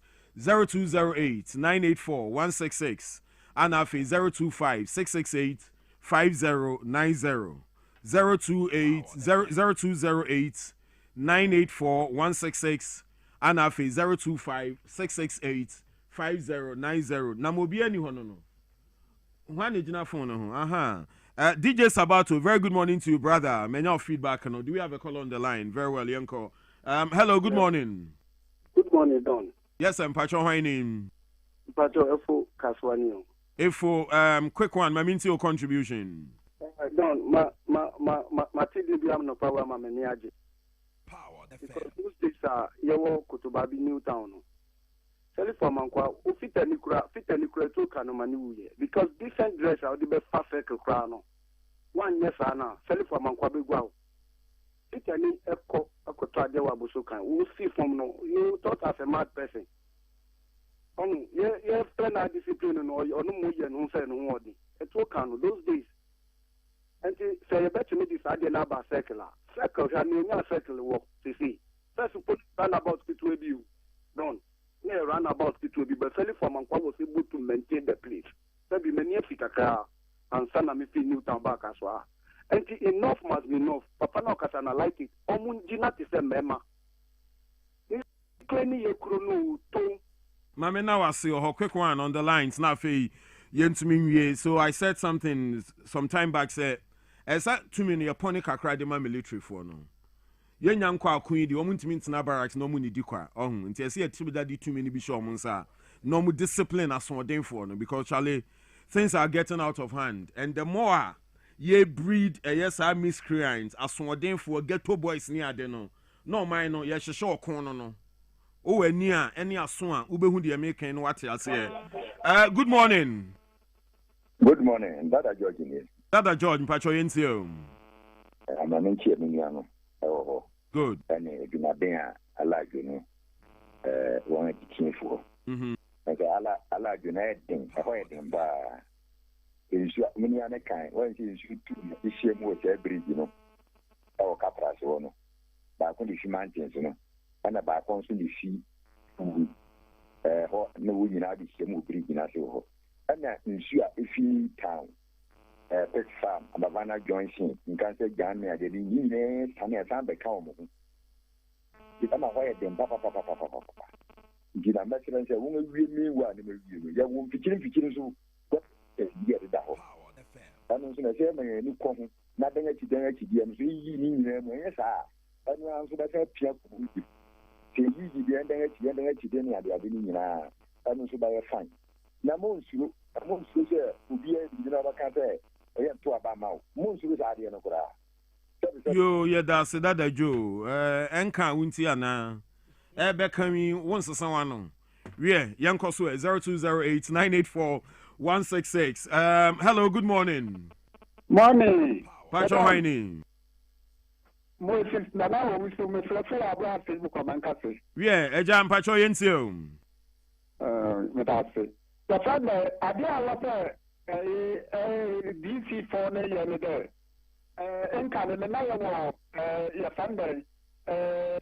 Woman, non fear, some for woman, non fear, woman summer. And after the two crack at Simona, whatever we are, Bamba 4, woman M40, or beer, what the Pia water from beer, woman channel, or beer, the woman enforced the manner, over there, or beer through, say, what the baby to and Bamba 4 Bruna and also Machino. Until Damadino, Adama Ghana, ticklish, I said, no circle. The idea in Tissaoya, Nipanoya, woman being a fair, who will settle down, who will cry. Over feel proud, so Krubia, who are Cantata, Bia, would not move. But the area of your DBI, say, Manchia Company, the until over enforcement in Bra, no, big Pierre, but Jebby be included your father. Down, you company was director for my woman and father and clean the water, no man's chin on Comlin. Me Pacho, yeah, that's it. We'll pick two more calls, not fair. We come to wrap up the conversation this morning. I like the feedback. Much I say, Munya or Pena, Modibeye Juma, but young Connie same pony. Hello, good morning. Good morning, child. Mr. Michael, call me mood. Mr. Chama. Mr. Mold, Pacho Yensio. Yeah, Mr. Person, Member, say more. Pussy say, yeah, now come on, mobile no pay at all, sumo boy. But yeah, Tabitha by any or any say. Ka on massa, sama for no sambra. Because I am say FCC for no another saying omono omayano gentle sanitation minister and the visa. Emma omuti office FCC kadikwa. Kato omo nanti fie biara mu bronu bia mantem biara mu omo bana bia o store nim na gota ni ye fia. As I say omo ma wo yere yes sama the yen is ebeboa. Any to say as I'm saying, a woman said, Bia, Santation Day saying, I can take soldiers named Brasama. Not a amount so Bia, not a way at a weekly no butter, and I will feel me. Omuyan is a beboa. But then I had the policy so we are young to about mammy, any minima sumasia. Abama the young grandpa, the Ababa, the young. Mamina was saying for last call and after you may wrap up the conversation with Honorable Rudolph and Honorable George live in our studios this morning. Hello, good morning. Good morning.